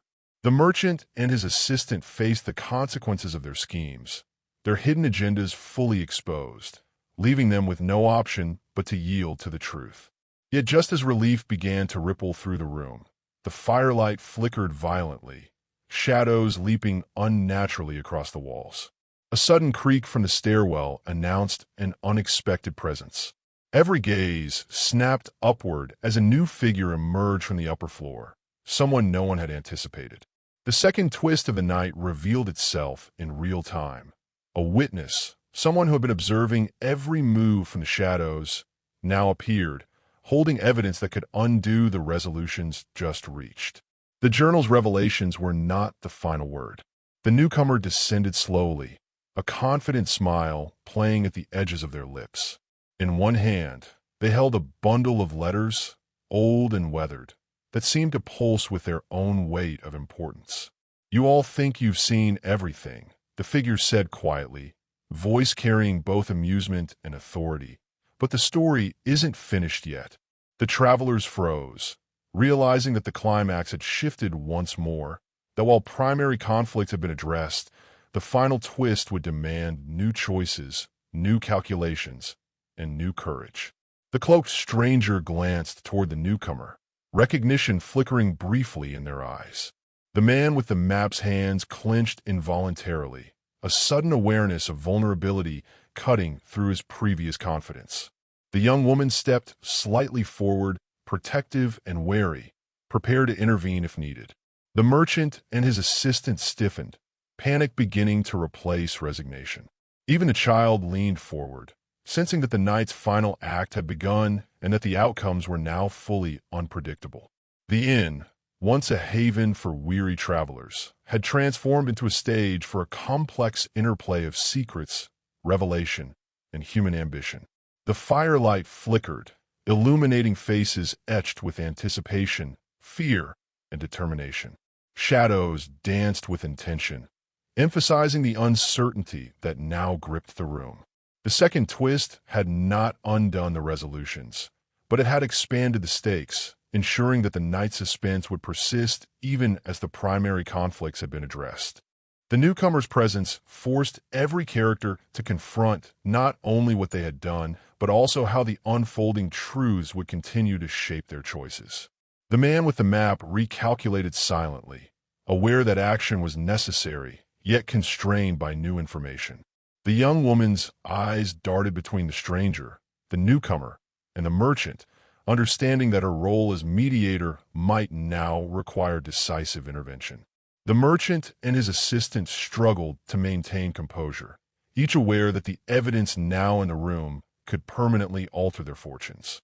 The child, still silent, absorbed every detail, every shift in posture, every flicker of expression. In that quiet observation lay a clarity that contrasted with the adult's tangled calculations, a reminder that sometimes awareness and understanding come from perception rather than experience. The inn seemed to pulse with energy, every creak, shadow, and flicker of firelight reinforcing the heightened suspense and the unpredictability of the final moments. The stranger closed the journal, its leather cover now a symbol of truth revealed. The primary conflicts had been addressed, secrets exposed, intentions clarified, and strategies forced into transparency. Yet the newcomer's letters promised that the story was not over. The room remained taut, the firelight flickering across faces poised on the edge of decision. Each traveler aware that the night's climax had delivered resolution, but had left a new challenge hanging, unpredictable and urgent. With a deliberate step, the newcomer advanced closer to the hearth, the letters held loosely in one hand. "These," they said, voice low but commanding, "contain what you still don't know. They prove that even when paths seem clear, the consequences of your choices are never finished." Every eye followed the movement, every mind racing to anticipate what revelations these documents might contain. The inn, holding the echo of hours of suspense, seemed to tense once more, aware that the night was not yet complete. The man with the map's jaw tightened. The young woman's shawl tightened around her shoulders. The merchant's hands fidgeted with the edge of the table, and his assistant's breath came a fraction faster. Even the child leaned forward, captivated by the possibility that the night's story was about to take one final, unexpected turn. The innkeeper watched quietly, knowing that the place he had maintained as refuge had become something far more alive, charged with suspense, revelation, and human drama. The letters were slowly opened, one by one, the edges yellowed with age, the handwriting precise yet urgent. The room seemed to shrink with anticipation, each letter a potential key to new secrets, new stakes, new revelations. Just when it seemed the night had delivered its final climax, the true surprise emerged. Evidence that challenged assumptions, blurred the lines of loyalty, and promised that even in resolution, the story's consequences would ripple far beyond the inn's walls. The travelers, the stranger, the newcomer, and even the child absorbed the weight of this final twist, aware that the night had not ended, but had instead opened the door to unforeseen challenges. The inn, steadfast and illuminated by flickering firelight, held them all in a suspended moment where suspense, resolution, and the promise of yet another revelation coexisted, leaving the story hanging on the edge of possibility, fully resolved yet intriguingly incomplete. Every heartbeat seemed magnified in that charged silence. Every glance weighted with anticipation, and every shadow a reminder that even when the main conflicts are settled, life and stories always have one last twist waiting to change everything. The night, patient and indifferent, had delivered the climax, resolved the tension, and then, with deliberate subtlety, reminded every traveler that nothing is ever truly finished. The fire settled into a steady glow, casting warm light across the room as the immediate tension began to ease. The letters, carefully laid out on the table, had revealed the final layers of the night's mysteries. Every traveler, every participant took a moment to absorb the truths laid bare. The man with the map ran his fingers along the lines he had traced earlier, now understanding how each path and decision had intersected with unseen forces. What had once seemed like careful planning now appeared as part of a larger, intricate tapestry. The realization brought both relief and a sense of awe at the complexity of human choices. The young woman exhaled, her body relaxing slightly for the first time since the stranger had entered. Her instincts had guided her well, and her careful attention had prevented disaster. She glanced at the cloaked stranger, a subtle nod passing between them. Mutual acknowledgement of the role each had played in steering the night toward resolution. In a world full of uncertainties, she understood that even small acts of observation, courage, and decisiveness could ripple outward, shaping outcomes in ways no one could predict. The merchant and his assistant sat quietly, heads lowered, absorbing the consequences of their schemes.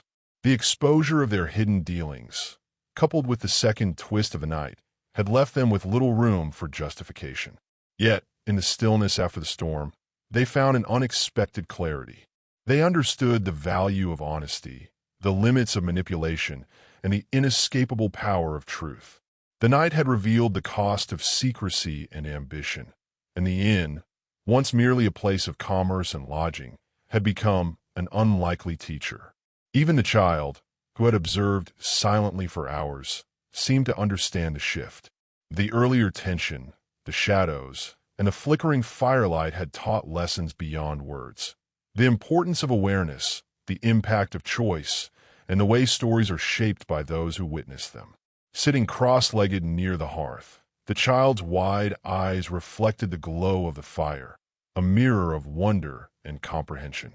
It was a quiet reminder that learning, observation, and courage often arrive in the most unexpected forms and in the quietest moments. The cloaked stranger finally stood, the weight of the journal and the revelations now carried lightly. They addressed the group, voice calm yet resonant with authority.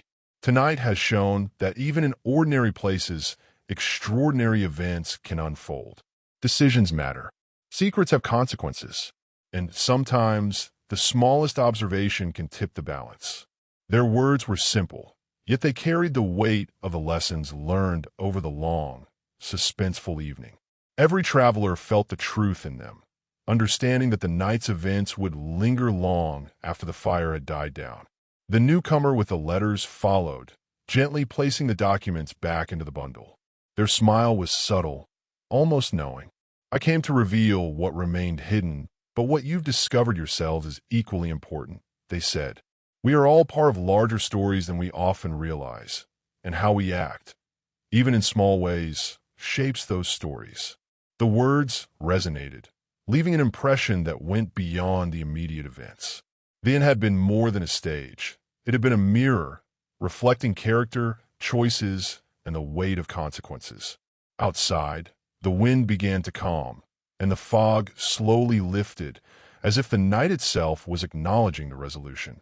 The inn, standing firm against the elements, felt warmer, safer, and more welcoming once again. Every traveler sensed the change.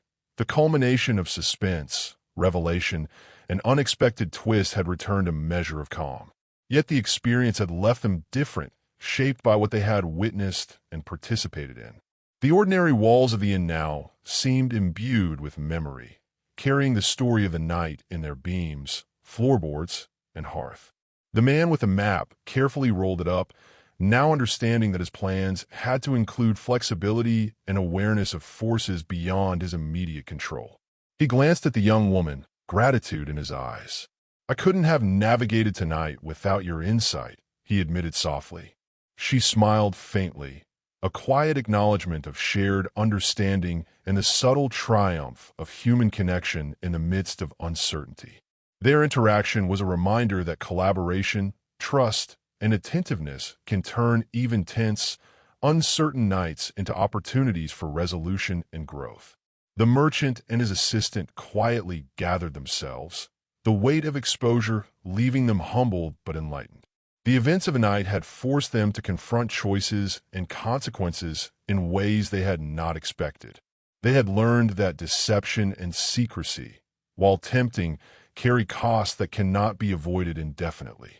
The fire's glow illuminated their faces as they exchanged a wordless acknowledgement of understanding, a tacit recognition of the night's lessons. The child finally stood, stretching small limbs stiffened from sitting, and looked around the room with a mixture of curiosity and satisfaction. The suspense had been intense, the lessons subtle but profound. Even in moments of fear or uncertainty, awareness, observation, and empathy had proven invaluable. The child's gaze lingered on the fire, then on the travelers, capturing a sense of connection and comprehension that would endure far beyond this single night. The innkeeper moved among the group, offering a quiet smile and simple gestures of comfort. Cups of tea were refilled, blankets adjusted, and small reassurances exchanged. He understood that his role had been both practical and symbolic. The keeper of space, witness to unfolding events, and guide in moments of suspense. The inn had been more than shelter. It had been a classroom, a stage, and a crucible for human experience. And now, as the night drew toward its close, it could return to being a place of rest, imbued with the memory of all that had transpired. The cloaked stranger and the newcomer exchanged a final glance, subtle but meaningful, before preparing to depart. Their presence had altered the night, shaped the outcomes, and revealed truths that no one inside the inn could have uncovered alone. As they stepped into the quiet streets, the firelight reflecting briefly off the fog, a sense of closure mingled with lingering anticipation. The travelers had been changed, not only by what had been revealed, but by the realization that life, even in ordinary places, holds twists, lessons, and moments of consequence waiting to be noticed. The travelers gathered their belongings, their movements calm but thoughtful. Conversations began to flow again, soft and reflective, as the suspense of earlier hours slowly gave way to clarity and understanding. They discussed what had happened, shared observations, and reflected on the choices that had shaped the night. Every voice carried a sense of insight, a recognition that the extraordinary can emerge in the ordinary, and that every encounter has the potential to teach lessons far beyond what appears on the surface. Finally, as the first light of dawn filtered through the fog lifting outside, the inn returned to quiet. The fire smoldered gently, the shadows softened, and the warmth of the room reassured those who had experienced the long night.